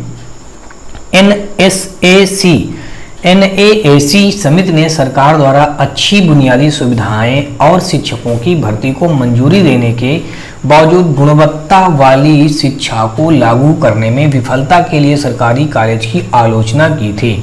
अब दोस्तों यहाँ पे कार्यवाही के निर्देश क्या बताए गए हैं, कहा गया कि विफलता पर अपना पक्ष रखने के लिए कॉलेज को एक अवसर दिया जाना चाहिए। तो ये बात दोस्तों सही है कि यदि कोई कॉलेज है यानी कि विपक्षता यानी कि विफल हो गया है, वो सक्सेस नहीं हो पाया है, तो उसको एक बार चांस जरूर देना चाहिए। फिर ये तो हमारे यानी कि बिल्कुल बात सही है, यानी कि पहला कार्यवाही हमारा निर्देश जो था वो सत्य है। दूसरा देखते हैं, दूसरा कहा गया कॉलेज को शिक्षा के उद्देश्यों को लागू करने और शिक्षा की गुणवत्ता में सुधार करने के लिए कहा जाना चाहिए। तो यहाँ पे अगर हम दोस्तों देखें तो ये भी बात दोस्तों सही है कि जब उसको अवसर दिया जाए तो वहाँ पे कह देना चाहिए कि भाई अब की इस बार हमको शिक्षा की गुणवत्ता में सुधार होना चाहिए, हमको ऐसा दिखना चाहिए। तो यानी कि देखें दोस्तों तो 49 का हमारा दोनों ही कार्यवाही निर्देश यानी कि इस कथन को फॉलो करेंगे। ऑप्शन नंबर हमारा यहाँ पे दिया गया है कि ये दोस्तों हमारा ए के साथ ये क्वेश्चन क्या हो जाएगा, बिल्कुल राइट हो जाएगा। यानी कि फर्स्ट और सेकंड दोनों सशक्त हो जाएंगे। यानी कि ऑप्शन नंबर देखा जाए तो 49 का हमारा क्या राइट हो जाएगा दोस्तों, 49 का ए के साथ ये क्वेश्चन क्या हो जाएगा, राइट हो जाएगा। अगला क्वेश्चन हम लोग दोस्तों देखेंगे 49 के बाद अगर हम 50 नंबर देखें तो 50 नंबर क्वेश्चन हमारा दिया गया है। यहाँ पे कहा गया दोस्तों कि यदि किसी कोड भाषा में एक्सट्रेनेंट को हम इस रूप में कोडबद्ध किया जाता है और टेक्नोलॉजी को इस रूप में कोडबद्ध किया जाता है तो टॉलरेंस को किस रूप में व्यवस्थित किया जाएगा, हमको ये बात यहाँ से बतानी है। तो दोस्तों यहाँ पे देख लीजिएगा, सबसे पहले टी तो टी के लिए दोस्तों यहाँ पे 4 लगा है, ये तो 4 हम यहाँ भी देख लेंगे। और टी के लिए दोस्तों देखिए तीसरा, तो तीसरा में 4 यहाँ भी दिया गया है, तो हम बिल्कुल दोस्तों टी के लिए क्या लिख लेंगे, 4 लिख लेंगे। और ओ, तो ओ के लिए दोस्तों अगर देखा जाए तो इधर से हम तीसरा यानी कि इधर से हम क्या करेंगे 1 2 3 यानी कि 5 रख देंगे। और फिर उसके बाद दोस्तों देखें एल ई, तो एल के लिए दोस्तों यहाँ पे देखिए कहाँ पे है 1 2 3 चौथा दोस्तों 1 2 3 4, तो यानी कि हम क्या लिख लेंगे यहाँ पे 8 लिख लेंगे। और ई के लिए दोस्तों हम क्या लिखेंगे, तो ई के लिए हम 9 लिख लेंगे, हमने 9 लिख दिया। फिर उसके बाद दोस्तों देखें आर, तो आर हमारा यहाँ पे कहाँ पे दिया गया है दोस्तों, यहाँ पे आर ये दिया गया है 1 2 3 4, तो चौथा हमारा लेटर यहाँ पे क्या है 1 2 3 4 1 है, तो हमने 1 रख दिया। ए में दोस्तों हमारा यहाँ पे कहाँ दिया गया है, ए दिया गया है दोस्तों, यहाँ से देख लीजिएगा 1 2 3 चौथा पीछे से 1 2 3 4, तो हमारा 6 हो जाएगा। फिर उसके बाद देखें एन, तो एन के लिए दोस्तों यहाँ पे अगर आप देखें तो ये n के लिए तीसरा है, तो n के लिए तीसरे के लिए दोस्तों 3 ही लिखा है। एन सी ई दोस्तों सी हमारा यहाँ पे कहाँ हो जाएगा, आगे से तीसरा, तो यहाँ पे तीसरा, तो सी के लिए 2 हो जाएगा। और सी के बाद दोस्तों ई हमारा किसके लिए है दोस्तों, ई के लिए 9 लिखा है, तो हमने 9 लिख दिया। अब अगर ऐसा मिलाएं दोस्तों तो कहाँ मिल रहा है 45 89 45 89 45 89 16 329, यानी कि ऑप्शन नंबर देखा जाए तो हमारा सी के साथ ये क्वेश्चन क्या हो जाएगा, बिल्कुल राइट हो जाएगा। अगला क्वेश्चन देखते हैं दोस्तों 50 के बाद अगर हम 51 नंबर देखें तो 51 नंबर क्वेश्चन में कहा गया है कि मधुशाला किनकी कृति है, मैथिली शरण गुप्त की, रविन्द्रनाथ टैगोर की, हरिवंश राय बच्चन की, जयशंकर प्रसाद की।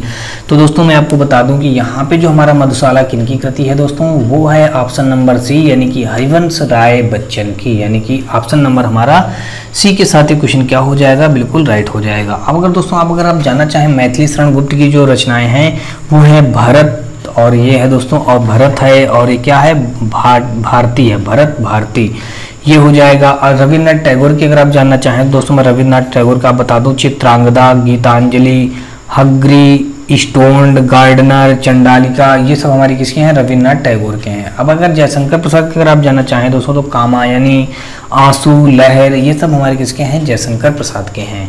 तो कुल मिलाकर दोस्तों हमको ये बात पता चली कि 51 का हमारा कौन सा राइट आंसर हो जाएगा दोस्तों, 51 का सी के साथ क्वेश्चन हमारा राइट हो जाएगा। और अगला क्वेश्चन देखेंगे दोस्तों 51 के बाद अगर 52 नंबर देखें तो कहा गया है कि उस्ताद जाकिर हुसैन का संबंध संगीत के किस वाद्य यंत्र से है, हमको ये बात यहाँ से बतानी है।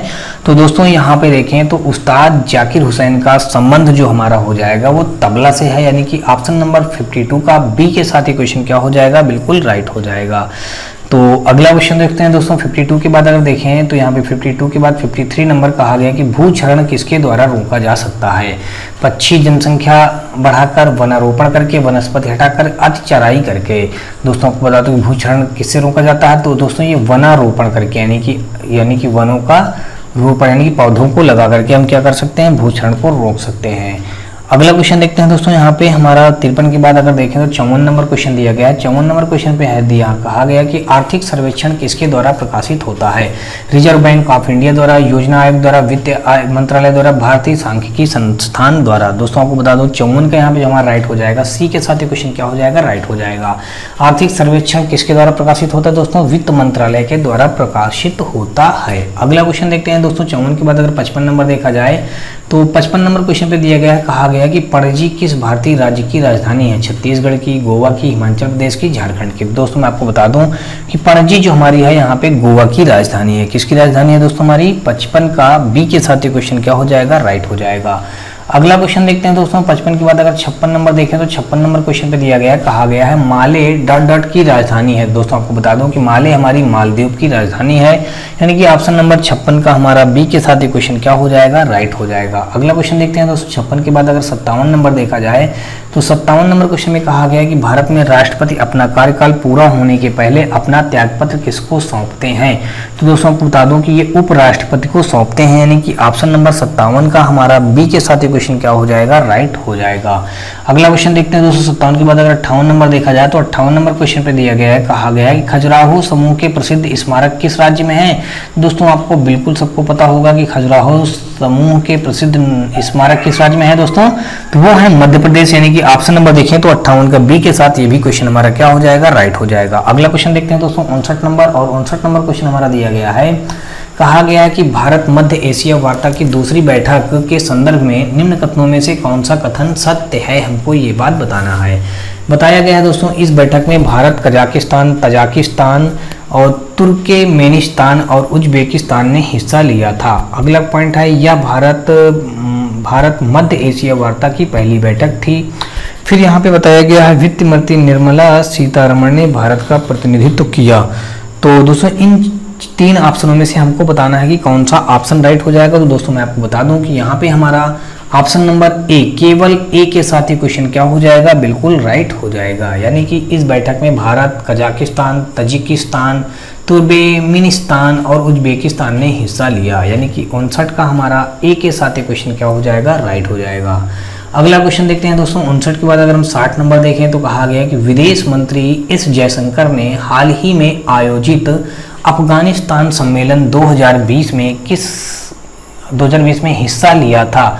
यह सम्मेलन आयोजित किया गया था दोस्तों कहाँ, दोहा में, जेनेवा में, नई दिल्ली में, काबुल में।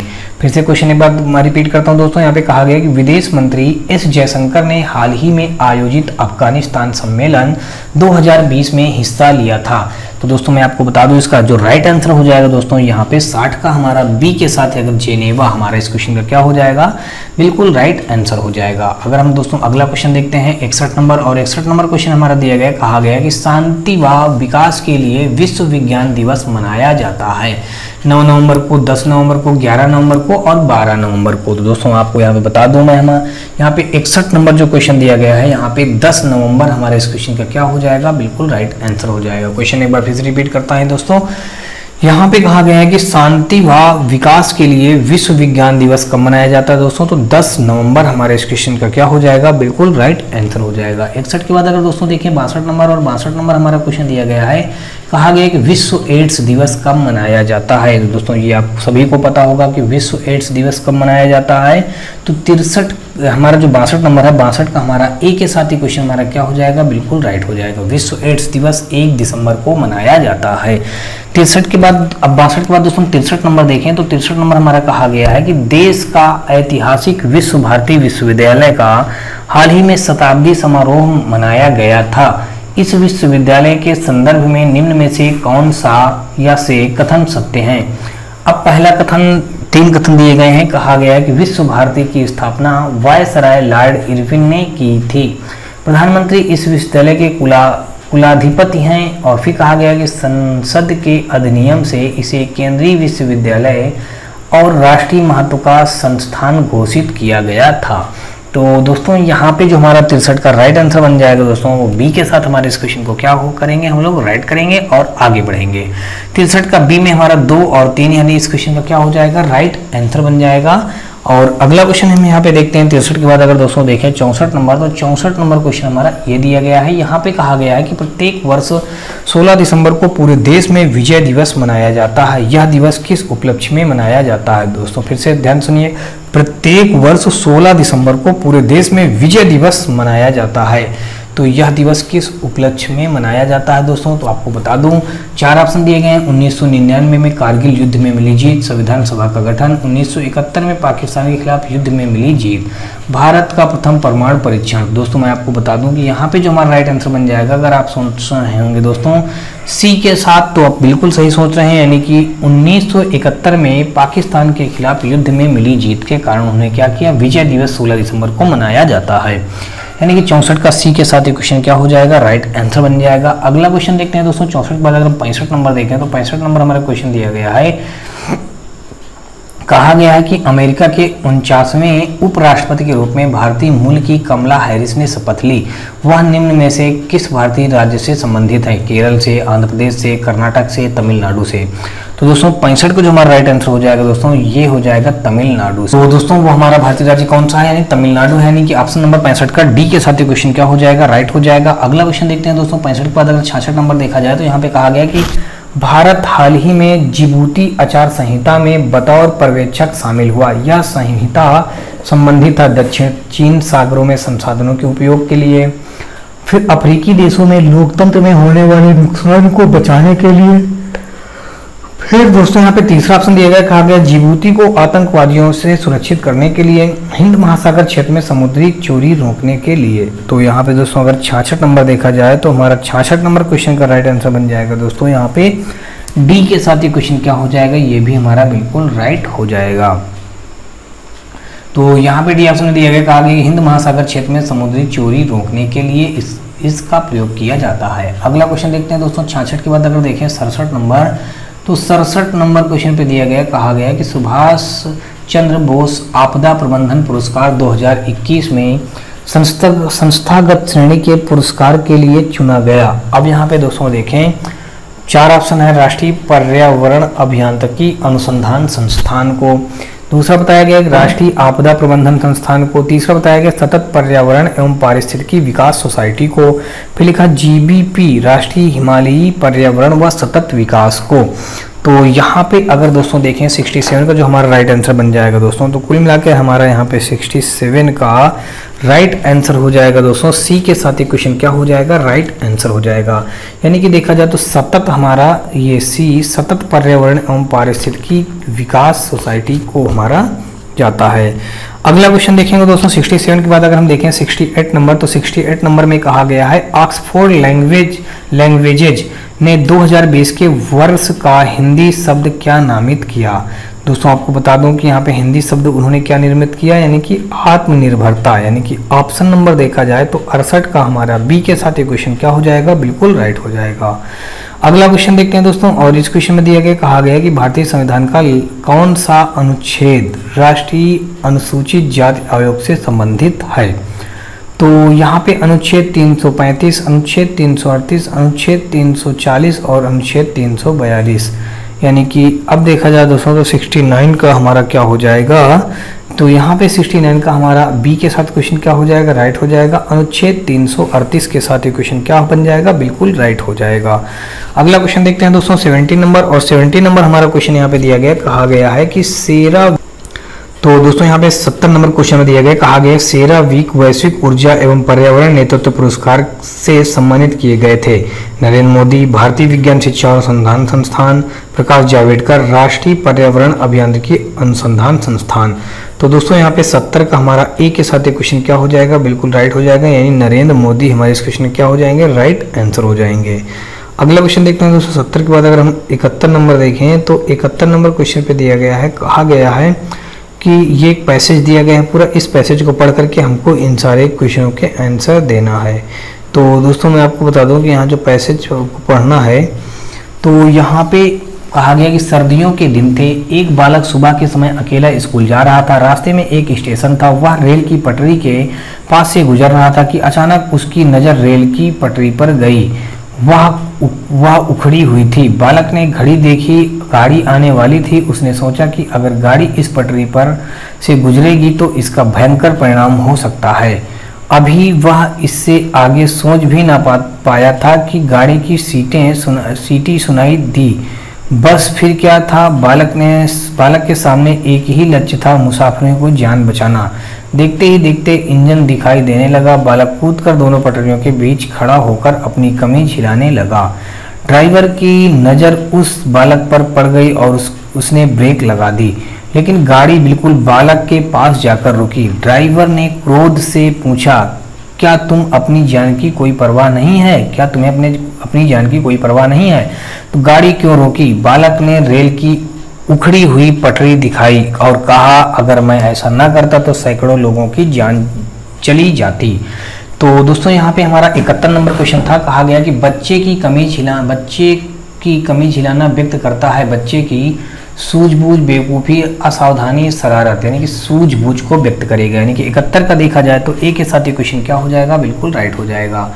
अगला क्वेश्चन देखेंगे दोस्तों 72 नंबर, और यहाँ पे कहा गया कि रेल ड्राइवर को क्रोध क्यों आया। दोस्तों रेल ड्राइवर को गाड़ी लेट हो रही थी, बच्चे की ज़िंदगी का सवाल था, उसे अपनी नौकरी की चिंता थी, ड्राइवर को अपनी जान खतरे में लगती थी। यानी कि 72 का अगर दोस्तों देखा जाए तो कुल मिला के यहाँ पे हमारा बच्चे की ज़िंदगी का सवाल था, यानी कि ऑप्शन नंबर 72 का बी के साथ ये क्वेश्चन क्या हो जाएगा, बिल्कुल राइट हो जाएगा। अगला क्वेश्चन देखते हैं दोस्तों। 72 के बाद अगर 73 नंबर देखा जाए तो 73 नंबर क्वेश्चन पे दिया गया कहा गया कि टूटी पटरी को देखकर ड्राइवर के मन में बच्चे के प्रति क्या आया, क्रोध आया, दुख का भाव आया, शाबाशी देने का, निंदा का भाव आया। तो दोस्तों आपको बता दूं यहाँ पे 73 का जो हमारा होगा शाबाशी देने का भाव आया, यानी 73 का सी के साथ ये क्वेश्चन क्या हो जाएगा, बिल्कुल राइट हो जाएगा। अगला क्वेश्चन दिया गया 74 नंबर और 74 नंबर क्वेश्चन पे देना है, यानी कि दोस्तों हमको ये सारे क्वेश्चन हमको उसी पैसेज को पढ़ करके ही आंसर देने हैं। यहाँ 74 नंबर क्या दिया गया है, लोगों की जान बचाने का कार्य बच्चे के किस गुण को प्रकट करता है, त्याग को, धैर्य को, परहित को, उत्साह को। तो दोस्तों आपको बता दूं यहाँ पे 74 का जो हो जाएगा हमारा परहित, हमारे इस क्वेश्चन का क्या हो जाएगा, राइट आंसर हो जाएगा। 74 के बाद दोस्तों अगर देखें 75 नंबर, तो 75 नंबर क्वेश्चन पे हमारा दिया गया है, कहा गया है कि बच्चे ने घड़ी क्यों देखी। तो अब यहाँ पे कहा बच्चे ने घड़ी क्यों देखी, उसे घड़ी अच्छी लगती थी, रेल के आने का समय हो रहा था, घड़ी अपने दोस्तों को दिखाना चाहता था, रोजाना घड़ी देखकर स्कूल जाता था। तो रेल के आने का समय हो रहा था, यानी कि ऑप्शन नंबर देखें तो यहाँ पे 75 का बी के साथ ही क्वेश्चन क्या हो जाएगा हमारा, बिल्कुल राइट हो जाएगा। अगला क्वेश्चन देखेंगे दोस्तों 75 के बाद अगर हम 76 नंबर देखें तो 76 नंबर हमारा क्वेश्चन यहाँ पे दिया गया है, कहा गया निम्नलिखित गद्यांश को पढ़िए और पूछे गए प्रश्नों के सही उत्तर वाले विकल्प को चुनिए। दोस्तों इस हमारा ये गद्य दोनों एक ही हैं, इन दोनों को अच्छी तरीके से पढ़ना है और क्या करना है, ये पहला क्वेश्चन दिया गया इसका हमको आंसर बताना है। तो यहाँ पे हमारा पहला क्वेश्चन जो दिया गया है, कहा गया खेलों में निर्धन राष्ट्र भी हमसे आगे निकल गए क्योंकि वहाँ है, क्या है दोस्तों, आपसी गुटबंदी है, खिलाड़ियों की उपेक्षा है, दोषपूर्ण नीतियां हैं और दोस्तों क्या है, खेलों को राष्ट्र के सम्मान है, खेलों को राष्ट्र सम्मान है। यानी कि ऑप्शन नंबर दोस्तों यहाँ पे देखें तो 76 का हमारा डी के साथ ये क्वेश्चन क्या हो जाएगा, राइट हो जाएगा, खेलों को राष्ट्र सम्मान है। यानी कि क्या हो जाएगा दोस्तों, यानी कि ऑप्शन नंबर हमारा यहाँ पे डी के साथ ये क्वेश्चन क्या हो जाएगा, बिल्कुल राइट हो जाएगा। अगला क्वेश्चन देखते हैं दोस्तों। यहाँ पे 76 के बाद अगर हम देखें 77 नंबर, तो 77 नंबर क्वेश्चन में कहा गया गद्यांश का उपयुक्त शीर्षक हो सकता है आपसी गुटबंदी, और फिर लिखा है खेलों का गिरता स्तर, राष्ट्रीय प्रतियोगिता, ओलंपिक पदक। यानी कि देखें तो 77 नंबर यहाँ पे दिया गया है।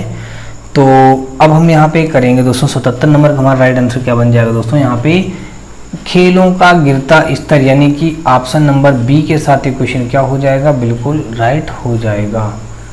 अगला क्वेश्चन देखेंगे दोस्तों 77 के बाद अगर हम देखें 78 नंबर, तो 78 नंबर क्वेश्चन हमारा यहाँ पे ये दिया गया है और इस क्वेश्चन में कहा गया है खेलों में गिरते का, तो दोस्तों यहाँ पे हमारा 78 नंबर क्वेश्चन दिया गया, कहा गया खेलों के गिरते स्तर का कारण नहीं है दोषपूर्ण नीतियाँ, संघों की गुटबाजी, सुविधाओं का अभाव, खेलों के लिए राष्ट्रीय सम्मान। यानी कि 78 नंबर का क्वेश्चन देखा जाए दोस्तों तो यहाँ पे खेलों के लिए राष्ट्रीय सम्मान, यानी कि ऑप्शन नंबर हमारा 78 का डी के साथ ये क्वेश्चन क्या हो जाएगा, बिल्कुल राइट हो जाएगा।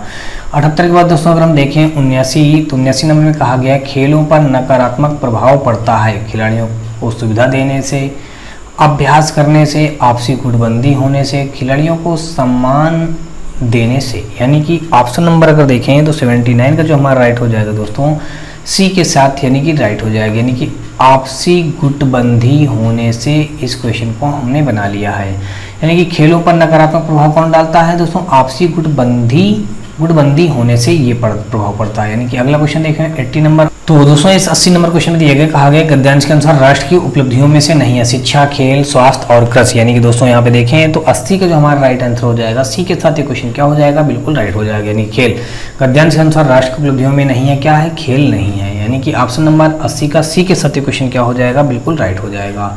अगला क्वेश्चन देखते हैं दोस्तों 81 नंबर, और 81 नंबर क्वेश्चन हमारा ये रहा। तो दोस्तों यहाँ पे 81 से 85 नंबर तक के क्वेश्चनों को हल करना है। यहाँ पे लिखा है कि निम्नलिखित बार ग्राफ का अध्ययन करें और प्रश्नों का उत्तर दें। बार ग्राफ में वर्ष 1975 से 1987 तक मुद्रास्फीति की वार्षिक दर प्रतिशत में दी गई है। तो दोस्तों वर्ष हमारा बताया गया है, ये जो इस प्रकार वाला होगा यानी कि ब्लैंक वाला होगा वो 1975 उसको माना जाएगा, और जो ये हमारा पूरा शेडेड पार्ट है उसको हम क्या मानेंगे, 1987 मानेंगे। तो अब हमको ये डायग्राम बना के दिया गया है और यहाँ पे जो ये वैल्यू दी गई है वो हो गया वर्ल्ड यानी कि ये बताया गया, डेवलपमेंट नेशन ये बताया गया, थर्ड वर्ल्ड ये बताया गया है, यूएसए इसको बताया गया है, यूके इसको बताया गया है। तो क्वेश्चन में यहाँ पे हमको 81 नंबर में दिया गया है, यहाँ पे हमको 81 नंबर क्वेश्चन बताया गया है। कहा गया है कि वर्ष 1975 से 1987 के बीच तीसरी दुनिया के देशों में, तीसरी दुनिया के देशों में बोले तो दोस्तों हमारा ये देखा जाएगा, ठीक है। तीसरी दुनिया के देशों में मुद्रास्फीति की दर में लगभग कितने प्रतिशत की वृद्धि हुई। तो दोस्तों 1975 हम जानते हैं, ये बिना ब्लैंक वाला हमारा क्या 1975, ब्लैंक वाला हमारा ये जो ब्लैंक वाला है हमारा 1975 है, ये साइडेड पार्ट हमारा 1987 है। इसी में हमको क्या बताना है, मुद्रास्फीति दर में लगभग कितने प्रतिशत की वृद्धि हुई है। तो हमको प्रतिशत वृद्धि अगर निकालें दोस्तों, तो यहाँ पे मान लीजिए अगर हम इसको सॉल्व करते हैं तो कुल मिला के देखें तो यहाँ पे ये 36.2 है, तो हमने क्या कर दिया दोस्तों 36.2 माइनस कर दिया, यहाँ पे 26.6 कर दिया। इतना माइनस करने के बाद अब दोस्तों हम क्या करेंगे, यहाँ पे इन दोनों का हम आपस में जब घटाएंगे दोस्तों तो यहाँ पे आ जाएगा हमारा 9.6 आ जाएगा। अब जब दोस्तों हम इनको निकालेंगे, यहाँ पे प्रतिशत वृद्धि निकालेंगे तो ये हमारा हो जाएगा 9.6 अपान दोस्तों यहाँ पे हो जाएगा ये 26.6 हो जाएगा, यानी कि 26.6 इंटू हो जाएगा हमारा 100। दोस्तों ये पॉइंट से ये पॉइंट हमने कट कर दिया तो ये तो हो गया बराबर। अब हमारा यहाँ पे जो हल करने पे आएगा तो यहाँ पे हमारा बन गया 9600 और इधर हमारा बन गया 266 बन गया। 266 का भाग जब इसमें हम दोस्तों देंगे तो ये हमारा कुल मिलाकर के कितनी बार में भाग चला जाएगा, तो ये हमारा चला जाएगा दोस्तों 36% में पूरा कट जाएगा, यानी कि ये जो हमारा वैल्यू आएगा 36% आ जाएगा। 266 का 96 में 296 100 में भाग देने पे हमारा कितना बनेगा 336 बनेगा। तो देखें तो दोस्तों हमारा यहाँ पे 81 का हमारा डी के साथ क्वेश्चन दिया गया है 36 डिग्री यानी 36% दोस्तों यहाँ पे, तो कुल मिला के 81 का हमारा डी इस क्वेश्चन का क्या हो जाएगा, राइट आंसर हो जाएगा। 81 के बाद दोस्तों अगर हम 82 नंबर देखें क्वेश्चन में, तो 82 नंबर क्वेश्चन हमारा ये दिया गया है और यहाँ पे कहा गया कि मुद्रास्फीति के परिवर्तन की निम्नतम दर इनमें से कहाँ थी, हमको ये बात बतानी है। मुद्रास्फीति के परिवर्तन की निम्नतम दर इनमें से कहाँ थी, तो हमको ये बात यहाँ से बताना है कि मुद्रास्फीति की निम्नतम दर कहाँ पे थी। तो न्यूनतम अगर दर देखें दोस्तों तो यहाँ पे हमारा ये 16 दिया गया है। 16 से अगर हम 14.6 घटा दें तो यहाँ पे हमारा सबसे कम आ जाएगा। अगर इससे हम 23.5 से 21 घटाएंगे दोस्तों तो ये तो हमारा यहाँ पे कितना हो जाएगा, ज़्यादा हो जाएगा। अगर घटाएंगे 23.5 से 21.5 तो यहाँ पे ज़्यादा आ जाएगा। इसको भी घटाएंगे ज़्यादा आएगा। तो कुल मिला के हमारा सबसे ये जो दिया गया है मुद्रास्फीति परिवर्तन न्यूनतम दर में से कहाँ स्थित है, विकसित देशों में, यूके में, विश्व में, तीसरी दुनिया में। तो दोस्तों ये वर्ल्ड हमारा क्या है, विश्व है, तो यही इसी में उपस्थित है। यानी कि देखा जाए तो ऑप्शन नंबर सी के साथ ये क्वेश्चन क्या हो जाएगा, राइट हो जाएगा। कैसे, मैं आपको करके दिखाता हूँ दोस्तों। यहाँ पे हमारा दिया गया है 16 पॉइंट मान लिया 0 और ये दिया गया है 14.6 दिया गया है। घटाएंगे दोस्तों यहाँ पे आ जाएगा 10 से 6 घटाएंगे 4 आ जाएगा। इधर बचा हमारा 5 से 4 घटाएंगे 1 आ जाएगा तो 1.4 आ जाएगा। वो भी किसमें दोस्तों, ये वर्ड, यानी कि ये हमने किसको किया है, ये वर्ड को हमने किया है। तो ये वर्ड वाला हो गया ऑप्शन नंबर सी के साथ। अगर दोस्तों आपके दिमाग में बात चल रही हो ये यूके वाला, तो यूके वाला भी आप घटा के देख लीजिएगा। 23 पॉइंट यहाँ पे दिया गया है 5 और अगला दिया है हमारा 21.7 दिया गया है। तो 15 से 7 घटाएंगे दोस्तों 8 आ जाएगा। यहाँ पे हमारा 2 से हमारा 1 घटेगा तो 1 आ जाएगा। अब इधर कुछ नहीं बचेगा दोस्तों। यहाँ पे देख लीजिए, यहाँ पे 1.4 है, यहाँ पे 1.8 है, तो कहीं ना कहीं हमारा वर्ड वाला ही सबसे निम्नतम है। तो इसलिए दोस्तों हमारा यहाँ पे ऑप्शन नंबर 82 का सी के साथ ये क्वेश्चन क्या हो जाएगा, राइट हो जाएगा। और भी अगर आप घटा के देखेंगे तो सब 1.4 से ज़्यादा ही आएंगे। चलिए अगला क्वेश्चन देखते हैं दोस्तों। यहाँ पे 82 के बाद अगर 83 नंबर क्वेश्चन देखें तो यहाँ पे कहा गया है कि विकसित देशों के आंकड़ों की तुलना संयुक्त राज्य अमेरिका के आंकड़ों से करने पर यह निष्कर्ष निकाला जा सकता है। कौन सा निष्कर्ष निकाला जा सकता है, संयुक्त राज्य अमेरिका का मुद्रास्फीति पर बेहतर नियंत्रण था, विकसित देशों का मुद्रास्फीति पर बेहतर नियंत्रण था, संयुक्त राज्य अमेरिका और विकसित देशों में मुद्रास्फीति दर एक जैसी ही रही है, कोई निर्णय नहीं निकाला जा सकता है। तो दोस्तों मैं आपको यहाँ पे बता दूं 83 नंबर क्वेश्चन पे जो हमारा दिया गया कह रहा है विकसित देशों, कहा गया विकसित देशों के आंकड़ों की तुलना संयुक्त राज्य अमेरिका। अब दोस्तों विकसित देशों के आंकड़ों की तुलना, तो विकसित देश यहाँ पे क्या है, डेवलपमेंट नेशन, तो ये हमारा दोस्तों विकसित देश हो गया। इसी को ये डेवलपमेंट नेशन जो लिखा है ये हमारा क्या हो गया, विकसित देश हो गया। तो इसमें हम क्या करेंगे, अगर इनको विकसित देश को हम योग करें तो ये हो जाएगा हमारा 11.8 प्लस का यहाँ पे 14.2। दोस्तों जोड़ेंगे तो 8 2 कितना हो जाएगा हमारा, 10 की हो जाएगी 0 और 4 1 5 1 यहाँ पे बन जाएगा 6, हमने पॉइंट लगा दिया, 1 1 2 1 3। तो विकसित देशों वाला आ गया हमारा दोस्तों कितना, 36 आ गया। आपको यहाँ से समझ में बात आ ही गई होगी, 36 आ गया।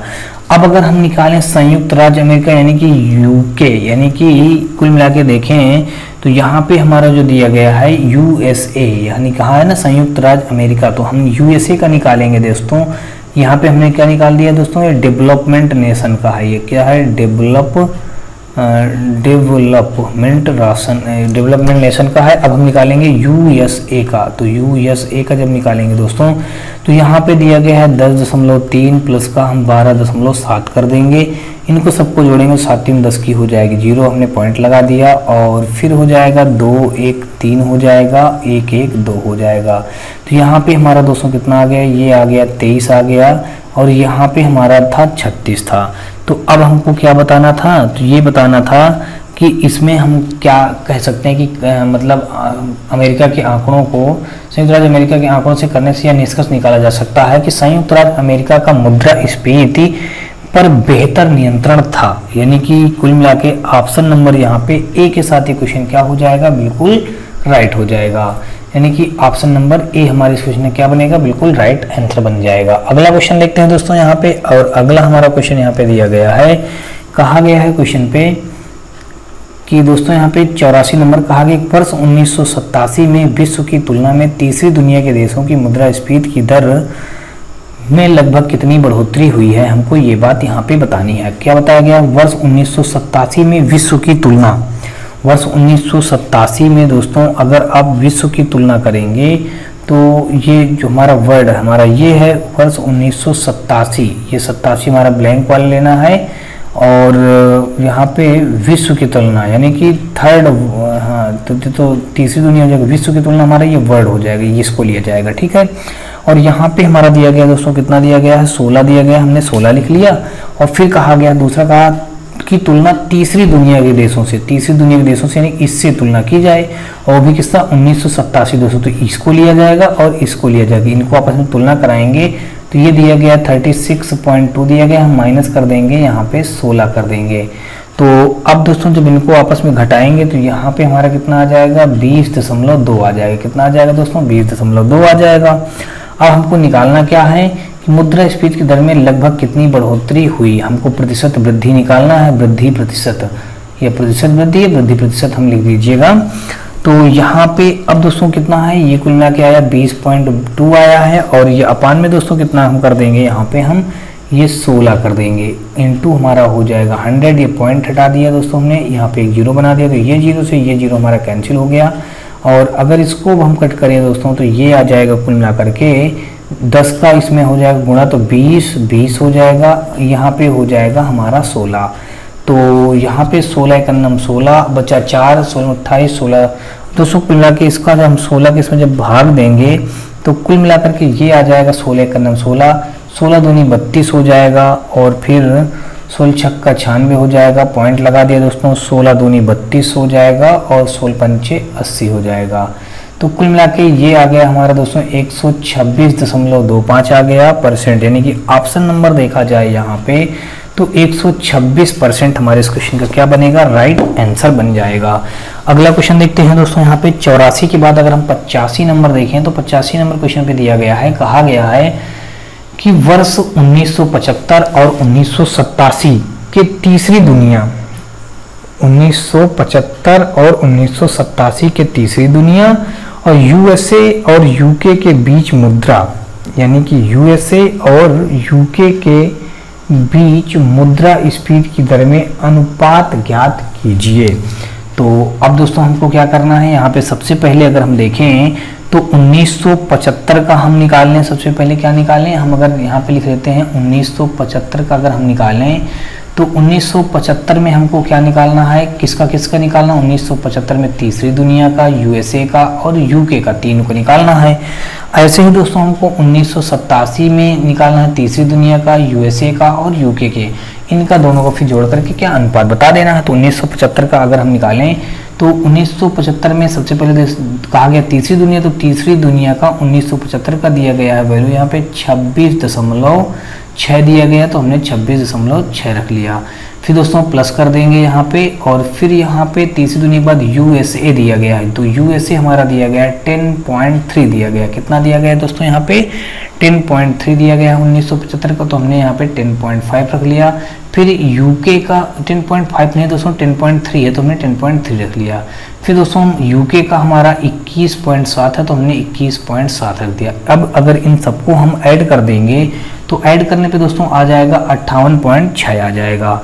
फिर उसके बाद दोस्तों अब हम क्या करेंगे, 1987 को जोड़ेंगे। जब 1987 को निकालेंगे तो यहाँ पे हमारा तीसरी दुनिया का दिया गया कितना दोस्तों, यहाँ पे 36.2 दिया गया, हमने 36 ये रख लिया, ये वाला दोस्तों वैल्यू, ठीक है। फिर प्लस करेंगे और फिर यूएसए का लिखेंगे तो यहाँ पे 12.7, तो हमने 12.7 रख लिया। फिर यहाँ पे इसका लिखेंगे तो 23.5, हमने 23.5 रख लिया।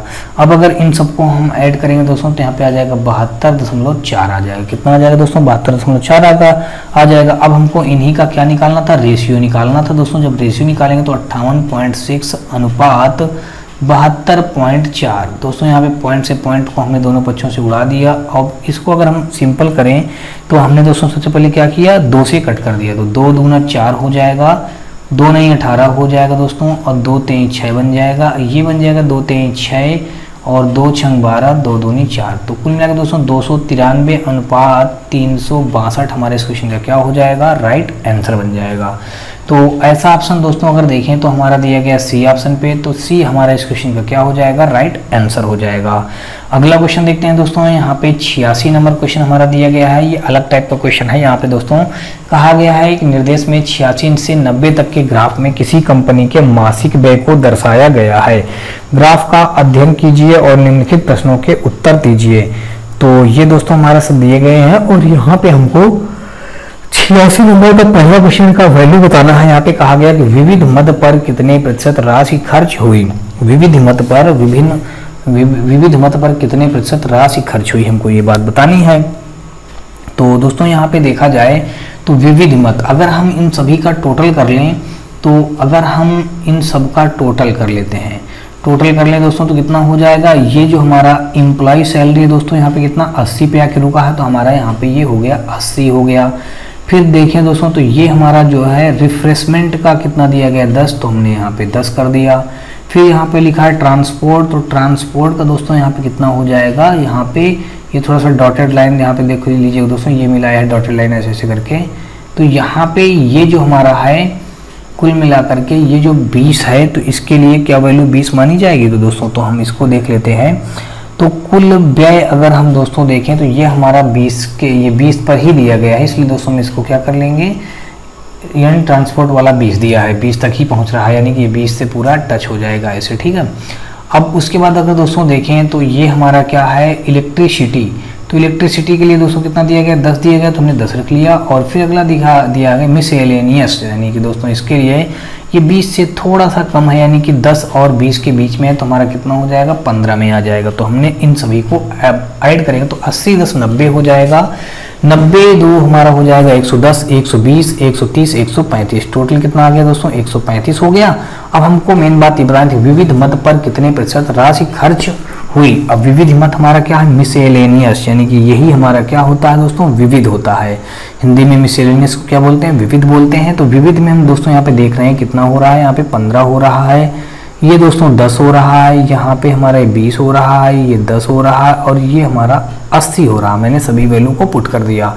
तो दोस्तों यहाँ पे हमारा 15 है, तो हम यहाँ पे विविध मर्चों का मद का निकालेंगे तो 15 ये हो गया। अब बटे कितना कर देंगे, ये हमारा टोटल कितना है 135 है, हमने 135 रख दिया, इंटू 100 कर दिया दोस्तों। अब अगर इसको हम 5 से कट कर दें, या 15 9 135 हमने पूरा 9 से कट कर दिया, तो 9 अब हमारा ये बन जाएगा 100/9 बन गया। 9 का भाग जब जिसमें देंगे दोस्तों तो 9 एकन्नम 9, 9 एकन्नम 9 और फिर 1 बच जाएगा, तो यहाँ पे 11 सही 1/9 हमारा इस क्वेश्चन का क्या हो जाएगा, राइट आंसर बन जाएगा। तो ऑप्शन नंबर 86 का सी के साथ ये क्वेश्चन क्या हो जाएगा, बिल्कुल राइट हो जाएगा। अगला क्वेश्चन देखते हैं दोस्तों। 86 के बाद अगर 87 नंबर देखा जाए तो कहा गया कि जलपान पर राशि का कितना भाग खर्च हुआ। 13 सही 1/2, 2/27, 1/27 और 10। जलपान पर राशि का कितना भाग खर्च हुआ। अब हमको ये बात बताना, जलपान पर बोले दोस्तों तो ये जो हमारा हो जाएगा रिफ्रेशमेंट जो लिखा है इसी को जलपान मान लीजिएगा। ये जो रिफ्रेशमेंट है दोस्तों ये क्या होगा, हमारा जलपान होगा। तो यहाँ पे अगर देखें दोस्तों तो रिफ्रेशमेंट हमारा कितना जा रहा है, 10 जा रहा है। तो कितना भाग खर्च हुआ दोस्तों ना, तो हमको यहाँ भाग निकालना है। तो रिफ्रेशमेंट में 10 खर्च हो रहा है, टोटल भाग हमारा 135 था तो हमने 135 कर दिया। अगर इसको 5 से कट कर दें तो ये आ जाएगा 5 दूना 10 और 5 दूना 10 और फिर यहाँ पे आ जाएगा 5 सते 35 हो जाएगा ना। यहाँ पे 5 दूना 10, 5 सते 35 यानी कि 2/27 हमारे इस क्वेश्चन का क्या हो जाएगा, राइट आंसर हो जाएगा। ऑप्शन नंबर देखा जाए तो यहाँ पे 2/27 बी ऑप्शन पे दिया गया है, इसलिए दोस्तों 87 का हमारा बी के साथ ये क्वेश्चन क्या होगा, बिल्कुल राइट होगा। अगला क्वेश्चन देखते हैं दोस्तों 88 नंबर और 88 नंबर क्वेश्चन पे दिया गया, कहा गया कंपनी का कुल मासिक व्यय कितना होगा। दोस्तों इन सभी को हमने जोड़ा है दोस्तों, कितना था, पहले वाले में 80 था, दूसरे वाले में 10 था, फिर हमारा 20 था, फिर हमारा 10 था, फिर हमारा 15 था। इन सबको ऐड करने पे दोस्तों कितना आया था, 135 लाख बना था। यानी कि हमारा कंपनी का कुल व्यय कितना है दोस्तों, 135 लाख। यानी कि ऑप्शन नंबर देखा जाए तो 88 का सी के साथ ये क्वेश्चन क्या हो जाएगा, बिल्कुल राइट हो जाएगा। 88 के बाद अगर हम 89 नंबर देखें तो 89 नंबर क्वेश्चन पे दिया गया है, कहा गया है कि मासिक आधार पर परिवहन और कर्मचारियों के वेतन के बीच का अनुपात। मासिक आधार परिवहन और कर्मचारियों, परिवहन यानी बोले तो ट्रांसपोर्ट हमारा कितना है यहाँ पे 20, हमने 20 रख दिया। और कर्मचारियों के वेतन हमारा कितना है यहाँ पे 80, हमने 80 रख दिया। इनका अनुपात बताना है तो 1 अनुपात कितना हो जाएगा 4। तो यानी कि ऑप्शन नंबर देखा जाए तो यहाँ पे 1 अनुपात 4 हमारा ए ऑप्शन पे दिया गया है। इसलिए दोस्तों 89 का जो हमारा यहाँ पे राइट हो जाएगा, ए के साथ ये क्वेश्चन क्या हो जाएगा, बिल्कुल राइट हो जाएगा। अगला क्वेश्चन देखते हैं दोस्तों 89 के बाद अगर हम 90 नंबर देखें तो 90 नंबर क्वेश्चन हमारा दिया गया है। यहाँ पे कहा गया कि यातायात पर राशि का कितना भाग खर्च हुआ। अब दोस्तों यातायात बोले तो ट्रांसपोर्ट, यानी कि क्या हो गया दोस्तों यहाँ पे ट्रांसपोर्ट। तो कहा गया ट्रांसपोर्ट कितना भाग खर्च हुआ, तो 20 हमारा ट्रांसपोर्ट पे खर्च हुआ। टोटल भाग कितना था, 135 था। अब इनटू क्या कर देंगे दोस्तों, अब हमको इसको हम कट करेंगे 5 से तो 5 चौक 20 हो जाएगा। और यहाँ पे 5 दूना 10 और 5 सते 35। तो कुल मिला के हमारा 4/27 इस क्वेश्चन का क्या हो जाएगा, राइट आंसर आ जाएगा। तो ऑप्शन नंबर देखा जाए तो यहाँ पे बी के साथ ये क्वेश्चन क्या हो जाएगा, बिल्कुल राइट हो जाएगा। अगला क्वेश्चन देखते हैं दोस्तों 91 नंबर और 91 नंबर क्वेश्चन पे दिया गया, कहा गया है कि प्रश्न 91 से 95 तक यह तालिका 3 वर्षों के दौरान 5 अलग अलग कॉलेजों के उत्तीर्ण विद्यार्थियों के प्रतिशत को दर्शाती है। यह दिया गया है कि प्रत्येक कॉलेज से हर वर्ष 200 विद्यार्थी परीक्षा में बैठे हैं। तो हमको ये बात यहाँ से बतानी है कि क्वेश्चन नंबर 91 में ये बताना है कि निम्न में से किस कॉलेज के उत्तीर्ण छात्रों का औसत पिछले 3 वर्षों से सबसे कम रहा। तो अब दोस्तों यहाँ पे हमको मेन चीज़ क्या बतानी है, बहुत बड़ी चीज़ पूछ लिया है। यहाँ पे कहा गया कि निम्न में से किस कॉलेज के उत्तीर्ण छात्रों का औसत पिछले 3 वर्षों में सबसे कम था। तो अगर दोस्तों हम यहाँ पे कॉलेज ए का निकालें परसेंटेज, कॉलेज ए का प्रतिशत निकालें दोस्तों, कॉलेज ए का प्रतिशत हमने निकाला तो ये हमारा कॉलेज ए में दोस्तों क्या क्या जो दिया गया है इन सभी को हम क्या करेंगे, ऐड कर लेंगे। तो इस कॉलेज ए का तीनों वर्षों को जब ऐड करेंगे तो यहाँ पे हो जाएगा हमारा कितना हो जाएगा 68, 72, 74, 68, 72 और यहाँ पे 74 बटे कितना हो जाएगा, औसत निकालना है दोस्तों। तो 3 का हमने भाग कर दिया। तो अब दोस्तों अगर इनको सबको हम ऐड करेंगे तो ये आ जाएगा हमारा कितना हो जाएगा 4 2 6, 8 6 14 की हो जाएगा दोस्तों 4, हासिल लग जाएगा दोस्तों हमारा 1, 7 7 14 और 7 1 21 और यहाँ पे हमने रख दिया 214 बटे कितना कर देंगे 3। तो इसका जब भाग देंगे दोस्तों तो 3 सते 21 आ जाएगा, 3 सते 21 और फिर 3 चौक 12 हो जाएगा, नहीं 3 सते 21 दोस्तों, फिर 3 एकन्नम 3 आ जाएगा, पॉइंट रख दिए हमने और यहाँ पे आ जाएगा 3 एकन्नम 3, 3 त्रिका 9, 3 त्रिका 9 यानी कि इतना आ जाएगा। ऐसे ही दोस्तों हम बी का परसेंटेज जब निकालेंगे तो बी वाला हमारा दिया गया 68, फिर ये 68 और फिर यहाँ पे दोस्तों 68 नहीं, ये हमारा बी वाला है, पहले 65 है दोस्तों, ये देख लीजिएगा 65, 68, 77, तो हमने यहाँ पे रख दिया दोस्तों 77 बटे पूरा कर देंगे दोस्तों कितना हमारा यहाँ पे, ये हम रख देंगे 3। अब अगर इन सबको जोड़े हैं तो 7 5 12 8 20 की हो जाएगा 0, हासिल लगा दोस्तों 2, और 7 2 9 9 6 15 15 6 दोस्तों हो जाएगा हमारा 21, 210 बटे कितना बन जाएगा दोस्तों यहाँ पे 3, तो ये बन जाएगा 3 सते 21 और 3 0 0, और यहाँ पे फाइनली हमारा आ जाएगा 70 आ जाएगा। बी के बाद दोस्तों अगर हम सी का निकालें तो सी हमारा कितना हो जाएगा, यहाँ पे सी का हमारा दिया गया 80 88 92, तो यहाँ पे हमने लिख दिया 80 फिर 88 और फिर यहाँ पे 92, पूरे का बटे हमने कर दिया दोस्तों 3, क्योंकि औसत निकालना है, 3 पद हैं। इन सभी को जब दोस्तों जोड़ेंगे तो 8 2 10 10 की हमारी 0 हो जाएगी, हासिल लगा दोस्तों हमारा 1 9 1 10 8 18 18 8 दोस्तों हो जाएगा हमारा 26, तो हमने रख दिए यहाँ पे 260 बटे हो जाएगा 3। 3 का भाग जब इसमें देंगे तो 3 5 15 3 8 24 हो जाएगा, और फिर 24 2 20 हो गया, फिर 6 18 पॉइंट लगा दिया दोस्तों 86 दशमलव, फिर आगे हमारा यहाँ पे कितना आएगा दोस्तों 6 आता रहेगा। फिर दोस्तों सी के बाद अगर हम डी का देखें तो दोस्तों डी का भी ऐसे ही निकालेंगे, तो डी का हमारा दिया गया है 92 95 और फिर यहाँ पे 98। इन सबको अगर हम जोड़ें और जोड़ करके इनका भाग दें 3 का, तो यहाँ पे कितना हो जाएगा 8 2 10 5 15 की हो जाएगी दोस्तों 5, हासिल लग गया हमारा 1 9 9 18 9 27 1 28 यानी कि 285 बटे 3 हो जाएगा। कितना हो जाएगा 285 बटे 3, तो 3 9 27 और यहाँ पे 3 5 15 यानी कि ये कितना आ गया दोस्तों 95% आ गया। अब डी के बाद दोस्तों भी हमारा एक और बच रहा है ई, तो हमने ई को भी ऐड करा दिया, तो ई हमारा दिया गया है 72 75 73, तो ये हो जाएगा हमारा 72, फिर यहाँ पे 75 और फिर यहाँ पे हमारा कितना हो जाएगा 73, तो हमने यहाँ पे 73 रख लिया। अब बटे पूरे कितना कर देंगे दोस्तों 3। अब इस पूरे को जब जोड़ेंगे तो 5 3 8 8 2 10 की 0, हासिल लगा दोस्तों हमारा 1, 7 3 21 1 22 यानी कि 220 बन जाएगा बटे 3, तो 3 सते 21 1 हो गया 10, तो 3 3 9 73 हमारा आ जाएगा 73 पॉइंट दोस्तों बन जाएगा 3 3 ये बनेगा जाकर के। तो फाइनली अब हमको ये बात बतानी थी कि पिछले 3 वर्षों में सबसे कम रहा कौन रहा दोस्तों, सबसे कम ये 71.33 70 और ये 95 86 73, तो सबसे कम दोस्तों कौन था, ये बी था, सबसे कम था। तो हमारा यहाँ पे बी के साथ इस क्वेश्चन को हम क्या करेंगे दोस्तों, राइट करेंगे और आगे बढ़ेंगे। 91 के बाद दोस्तों अगर हम 92 नंबर देखें दोस्तों, तो 92 नंबर क्वेश्चन जो हमारा दिया गया है, यहाँ पे कहा गया है कि पिछले वर्षों की तुलना में वर्ष 2017 में कॉलेज बी से उत्तीर्ण होने वाले विद्यार्थियों की संख्या में वृद्धि का प्रतिशत लगभग क्या है। तो यहाँ पे अगर दोस्तों हम 92 नंबर देखें तो यहाँ पे बताया गया है कि पिछले वर्ष की तुलना में, कब की तुलना में दोस्तों, पिछले वर्ष की तुलना में हमको ये बात बतानी है कि पिछले वर्ष की तुलना में 2017 में कॉलेज बी से उत्तीर्ण होने वाले विद्यार्थियों की संख्या में वृद्धि बतानी है।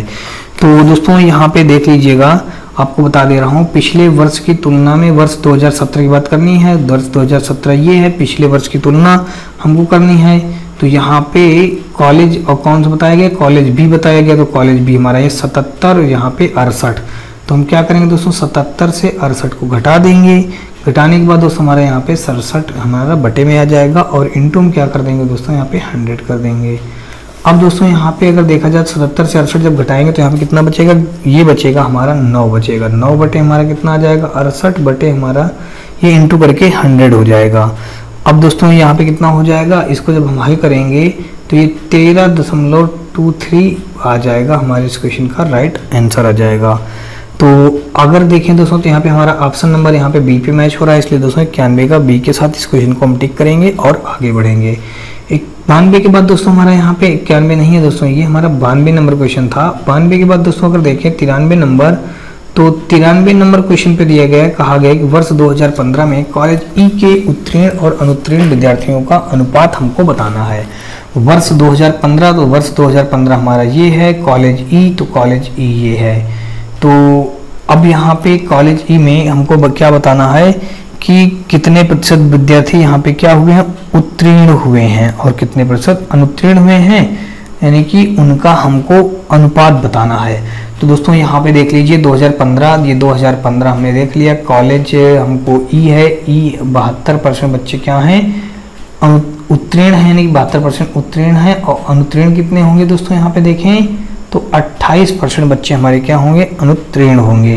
तो अब क्या करेंगे यहाँ पे दोस्तों, हम इसको किससे कट करेंगे, अगर हम दोस्तों 4 से कट कर देते हैं तो 4 सत्ते 28 आ जाएगा, और 4 का नाम 4 और 3 तो 4 अठे 32, 18:7 आ चुका है इस क्वेश्चन का राइट आंसर। यानी कि ऑप्शन नंबर देखें तो बी के साथ ये क्वेश्चन क्या हो जाएगा, राइट हो जाएगा। अब दोस्तों 93 के बाद अगर हम 94 नंबर क्वेश्चन पे दिया गया, कहा गया कि यदि सभी 5 कॉलेजों के उत्तीर्ण विद्यार्थियों की संख्या को वृत्त आरेख या पाई चार्ट द्वारा दर्शाया जाता है तो कॉलेज सी के उत्तीर्ण विद्यार्थियों को दर्शाने वाले त्रिज्यखंड का केंद्रीय कोण निकटतम पूर्ण संख्या में क्या होगा, हमको ये बात बतानी है। तो दोस्तों यहाँ पे अगर हम देखें तो सबसे पहले 3 वर्षों में कॉलेजों की संख्या अगर हम ऐड करें तो ये हो जाएगा। सबसे पहले अगर हम ए के विद्यालय का ऐड करें दोस्तों तो ए में हमारा दिया गया है ये 68 और यहाँ पे 72, फिर यहाँ पे 74। इनको सबको ऐड करने से दोस्तों हमारा कितना आ जाएगा, 214, हमने 214 रख दिया। फिर बी का दोस्तों हम अगर ऐड करें 65, 68 और 77, तो यहाँ पे 65, 68 और यहाँ पे फिर 77 बराबर कितना हो जाएगा, यहाँ पे अगर इनको सबको ऐड करेंगे दोस्तों तो ये आ जाएगा हमारा 210 आ जाएगा। फिर दोस्तों हम क्या करेंगे, यहाँ पे अगला जोड़ेंगे, बी के बाद अगर सी का जोड़ लें दोस्तों तो ये सी वाला हमारा आ जाएगा 80, 88, 92, 80, 88 और फिर यहाँ पे 92 हमने रख दिया। इन सब का अगर हम योग करेंगे 80, 88, 92 तो कितना हो जाएगा, हमारा योग आएगा 260, हमने 260 रख दिया। फिर दोस्तों ए बी सी के बाद अगर हम देखें डी, तो डी का हमारा दिया गया 92, 95, 98, 92, 95 और फिर यहाँ पे ये था हमारा 98। तो ये हो गया बात। इनका अगर योग करें दोस्तों तो हमारा इनका योग कितना मिल जाएगा, इनका योग हमारा मिल जाएगा दोस्तों 285 मिल जाएगा। कितना मिल जाएगा दोस्तों, यहाँ पे 285 मिल जाएगा। फिर दोस्तों अब हम क्या करें, इन सबको योग कर दें। अब यानी कि अभी हमारा ई बच रहा दोस्तों, ई का भी तो हम निकालेंगे। तो जब ई का निकालेंगे दोस्तों तो 72, 75, 73, यानी कि हमने रख दिया 72, 75, यहाँ पे 73। तो इनको सबको ऐड करेंगे तो 75, 72 इन सब ऐड करने पे कितना आ जाएगा, 220 आ जाएगा। हमने 220 रख दिया।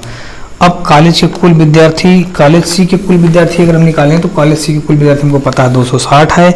और ये इन सबको हम दोस्तों क्या करेंगे, ऐड कर देंगे। 214, 210, 260, 285, 220 हम अगर इन सबको ऐड करें तो ये आ जाएगा फाइनली दोस्तों हमारा 1189 में आ जाएगा। कितना आ जाएगा, 1189 आ जाएगा। अब हमको यहाँ पे निकालना क्या है, प्रतिशत वृद्धि या सेक्टर कोण। तो सेक्टर कोण हम यहाँ पे लिखेंगे, सेक्टर कोण बराबर हो जाएगा दोस्तों हमारा कितना, सेक्टर कोण हमारा आ जाएगा 260 बटे 1189 कर देंगे, 260 बटे 1189 कर देंगे। ठीक है, तो अब हम क्या करेंगे, 7 बटे 1189 मल्टीप्लाई कितना कर देंगे, यहाँ पे 360 कर देंगे। हमने 360 कर दिया। फिर उसके बाद दोस्तों क्या करेंगे, यानी कि ऑप्शन नंबर देखें तो यहाँ पे 360 डिग्री यानी कि 91 नंबर हमारा क्वेश्चन ये था, यानी कि 360। अगर इसको सॉल्व किया जाए तो कुल मिलाकर के इसको हल करने पे जो हमारा वैल्यू आएगा 78.72 है, 78.72 है। अब दोस्तों इसको हल करेंगे तो ये 79 ही जानेगा, यानी कि ऑप्शन नंबर तुम्हारे यहाँ पे दोस्तों हमारा क्या आ जाएगा, इसको जब हम हल करेंगे तो 78.72 और जब इसको हम लिख देंगे लगभग 79.72 को लगभग हमने लिख दिया 79। तो 79 दोस्तों हमारा यहाँ पे सी ऑप्शन पे दिया गया, इसलिए दोस्तों हमारा 94 का सी के साथ ये क्वेश्चन क्या हो जाएगा, राइट हो जाएगा। अगला क्वेश्चन देखेंगे 95 नंबर। यहाँ पे कहा गया वर्ष 2016 कॉलेज सी, 2016 कॉलेज सी देखें तो ये हमारा यहाँ पे कितना आ गया, 88 आ गया। तो हमने यहाँ पे 88 रख लिया, ये 88 ठीक है। वर्ष 2016 के कॉलेज सी के उत्तीर्ण और वर्ष 2017 कॉलेज ए और वर्ष 2017 कॉलेज ए, तुमने ये रख लिया। कॉलेज ए के उत्तीर्ण छात्रों का अनुपात ज्ञात कीजिए। हमको दोस्तों यहाँ पे कॉलेज यानी कि अनुपात ज्ञात करना था दोस्तों, तो ये हमारा हो जाएगा कुल मिला के यहाँ पे 88:74। तो इसको कट करेंगे तो दोस्तों कितना हो जाएगा हमारा, ये जो कट जाएगा दोस्तों हमारा 2 से कट करेंगे, 2 चौको 8, 2 चौको 8, 2 3 6, 2 सत्ते 14, यानी कि 37 के साथ इस क्वेश्चन को हम क्या करेंगे, राइट करेंगे और आगे बढ़ेंगे। ऑप्शन नंबर यहाँ पे हमारा 95 का सी के साथ ये क्वेश्चन क्या हो जाएगा, राइट हो जाएगा। अगला क्वेश्चन देखते हैं दोस्तों। यहाँ पे 95 के बाद 96 नंबर हमारा दिया गया है। कहा गया कि नीचे दी गई तालिका में एक वर्ष में वर्ष 2011 से वर्ष 2011 से 16 तक शिक्षित लोगों तथा कुल जनसंख्या का दर्शाया गया है। हमको 96 से 100 तक के इन्हीं क्वेश्चनों का जवाब देना है। तो यहाँ पे सबसे पहले पूछा कि वर्ष 2012 में कितने प्रतिशत लोग शिक्षित थे। तो वर्ष 2012 हमारा देखें तो ये है। अशिक्षित लोग दोस्तों कितने हैं, यहाँ पे 814 हैं। तो यहाँ पे हमको बताना है शिक्षित लोगों की संख्या का प्रतिशत बताना है। तो टोटल कितने थे दोस्तों, 814 थे, तो हमने यहाँ पे 814 रख दिया और अपान का कितना कर देंगे दोस्तों, यानी कि 3072 मल्टीप्लाई यहाँ पे 100। तो अब दोस्तों अगर इसको सॉल्व किया जाए तो कुल मिला के सॉल्व करने पे हमारा दोस्तों अगर इसको हम भाग देंगे तो ये हमारा वैल्यू आ जाएगा 26.49 आ जाएगा। तो यानी कि ऑप्शन नंबर यहाँ पे देखें तो हमारा ए के साथ बिल्कुल सही जा रहा है। अगला क्वेश्चन देखेंगे दोस्तों 96 के बाद 97 नंबर। तो 97 नंबर क्वेश्चन पे दिया गया है। कहा गया है कि नीचे दी गई तालिका में एक गांव में वर्ष 11 से 16 तक शिक्षित लोगों का कुल जनसंख्या का सामान्य। तो दोस्तों यहाँ पे 97 नंबर क्वेश्चन पे दिया गया। कहा गया कि वर्ष 2011 की तुलना में वर्ष 2012 की कुल जनसंख्या की कितने प्रतिशत वृद्धि हुई। हमको ये बात बताना, 2011 से 2012 की तुलना करनी है। तो यहाँ पे कह कुल जनसंख्या इनको निकालना है। तो यहाँ पे अगर हम दोस्तों देखें तो 3072 से 3042 माइनस कर देंगे, बटे हम कितना कर देंगे दोस्तों, यहाँ पे 3042 बटे कर देंगे, इंटू हमारा कर देंगे 100। अब अगर इसको सॉल्व करें दोस्तों तो इनको घटाने पे आएगा हमारा 30 आ जाएगा। तो 30 बटे हमारा 3042 इंटू हो जाएगा हमारा एक, ये 100 हो जाएगा दोस्तों। ये 100 तो हमने 100 रख दिया। अब क्या कर सकते हैं दोस्तों, यहाँ पे जब इसको हल करके भाग देंगे तो ये कुल मिला के आ जाएगा दोस्तों हमारा, ये आ जाएगा 0.98 आ जाएगा। कितना आ जाएगा दोस्तों, 0.98 आ जाएगा। तो अब 0.98 जो हमारा आएगा 97 का, यानी कि देखें तो ऑप्शन नंबर यहाँ पे हमारा किसके साथ राइट हो जाएगा, ए के साथ। यानी कि 0.98 को हम क्या लिख सकते हैं दोस्तों, इसको हमने लगभग में एक पूरा लिख लिया। तो यानी कि ऑप्शन नंबर देखें 97 का ए के साथ ये क्वेश्चन क्या हो जाएगा, बिल्कुल राइट हो जाएगा। ये हमने क्या लिख दिया दोस्तों, लगभग में हमने मान इसका लिख दिया 0.98 है, 2 पैसा कम है, यानी कि 1 रुपये बन जाने में। तो इसलिए हमने इसको सीधा सीधा 1 रख लिया, क्योंकि ऑप्शन में ऐसा दिया भी नहीं है। क्वेश्चन में कहा भी है लगभग हुई है, लगभग की बात निकालनी है, इसलिए हमने लगभग में लिख दिया। अब दोस्तों 97 के बाद अगर देखें 98 नंबर, तो 98 नंबर क्वेश्चन पे दिया गया। कहा गया कि वर्ष 2014 की तुलना में वर्ष 2015 में शिक्षित लोगों की संख्या में कितने प्रतिशत की वृद्धि हुई। 2014, तो 2014 हमारा दोस्तों देखें तो ये है वर्ष 2014 की तुलना में वर्ष 2015, यानी कि इन दोनों का ये बता रखा है, इनको कंपेयर करने के लिए। तो शिक्षित लोगों की संख्या में कितने प्रतिशत वृद्धि हुई। तो अब हम यहाँ पे देखें तो 214 हमारा जो दिया गया है दोस्तों, कुल मिलाकर के यहाँ पे 214 में दिया गया है कितना, 1380 2000 ये यानी 2015 में और 14 में। तो हम 1380 माइनस कितना करेंगे, 1250 कर देंगे। अब बटे हमारा कितना हो जाएगा, यहाँ पे 1250 हो जाएगा, इंटू ये हमारा हो जाएगा 100। अब यहाँ पे कितना बचेगा, 12 के बाद अगर घटा दें दोस्तों 0 से 0 हो गया, और 8 से 5 घटाएंगे दोस्तों 3 हो जाएगा, और 3 से 2 घटाएंगे 1 हो जाएगा, और कुछ नहीं बचेगा। यानी कि अब हम क्या करेंगे, घटाने पे 130 आ गया, यहाँ पे 1250 हो गया, मल्टीप्लाई 100। तो ये 0 से ये 0 हमने कैंसिल कर दिया। तो फाइनली जो यहाँ पे हमारा, इसको हम 25 से कट कर देते, 25 पंचे 125, 25 चौको 100। तो यहाँ पे जो हमारा आ जाएगा 13 आ जाएगा। तो 13 चौको हमारा कितना हो जाएगा, यहाँ पे 52। 13 चौको कितना हो जाएगा दोस्तों, 52 हो गया। और फिर हमारा क्या होगा दोस्तों, यहाँ पे देख लीजिएगा। तो ये हमारा, हमने इसको हटा दिया और यहाँ पे साफ सुथरा लिखते हैं। तो यहाँ पे जब दोस्तों हमारा ये आ जाएगा 13 चौको 52 बटे हमारा आ जाएगा 5। ये यानी कि ऑप्शन नंबर देखें तो 5 का हमारा पॉइंट में दिया गया, इसलिए पॉइंट में निकालेंगे इसको दोस्तों। 5 का नंबर 5 बचा 1 12 हो गया, 5 दूना 10, और फिर यहाँ पे 10, और यहाँ पे बचा फिर 2। इस बार दोस्तों 20 हो जाएगा। तो 5 चौक कितना हो जाएगा, 20 हो जाएगा। फिर से दोस्तों अगर आप इसको देखना चाहें तो ध्यान से देख लीजिएगा। 98 नंबर जो हमारा क्वेश्चन है, तो यानी कि हमने इसको घटा दिया तो 130 आ गया। 130 बटे 1250 इंटू 100 कर दिया, और इसको जब हम भाग दे के सॉल्व करेंगे कुल मिला के ये 10 दशमलव हमारा 4 आ जाएगा। यानी कि ऑप्शन नंबर देखें तो यहाँ पे आ जाएगा 5 दाहम 50 दोस्तों, तो ये हमारा हो जाएगा 10 या 5 चाहिए आप काट करके देख लीजिए। 5 के भाग जब 52 देंगे तो 5 दाहम 50 हो गया और पॉइंट हमारा यहाँ पे 5 चौक 20 यानी कि 10.4 हमारे इस क्वेश्चन का क्या हो जाएगा, राइट आंसर हो जाएगा। अगला क्वेश्चन देखते हैं दोस्तों। 98 के बाद 99 नंबर क्वेश्चन पर दिया गया, कहा गया कि वर्ष 2011 से 2016 तक शिक्षित लोगों की औसत क्या होगी। वर्ष 2016 से 2011 से लेकर के 16 तक शिक्षित लोगों की औसत संख्या क्या होगी। तो दोस्तों औसत संख्या निकालने के लिए हम क्या करेंगे, इन सभी को शिक्षित लोगों की औसत संख्या निकालने के लिए कहा है 11 से 16 तक इन सभी संख्याओं को हम योग कर लेंगे। दोस्तों आपको बता दूं जब इनको योग आप करेंगे तो कितना हो जाएगा, आपको मैं लिखे दे रहा हूँ 6633 इनका योग हो जाएगा। ये हो गया। अब हमको एवरेज निकालना था दोस्तों, इसलिए हमारा यहाँ पे 6633 बटे कितना हो जाएगा, हमारा यहाँ पे 6633 बटे हम रख देंगे इसको यहाँ पे 6।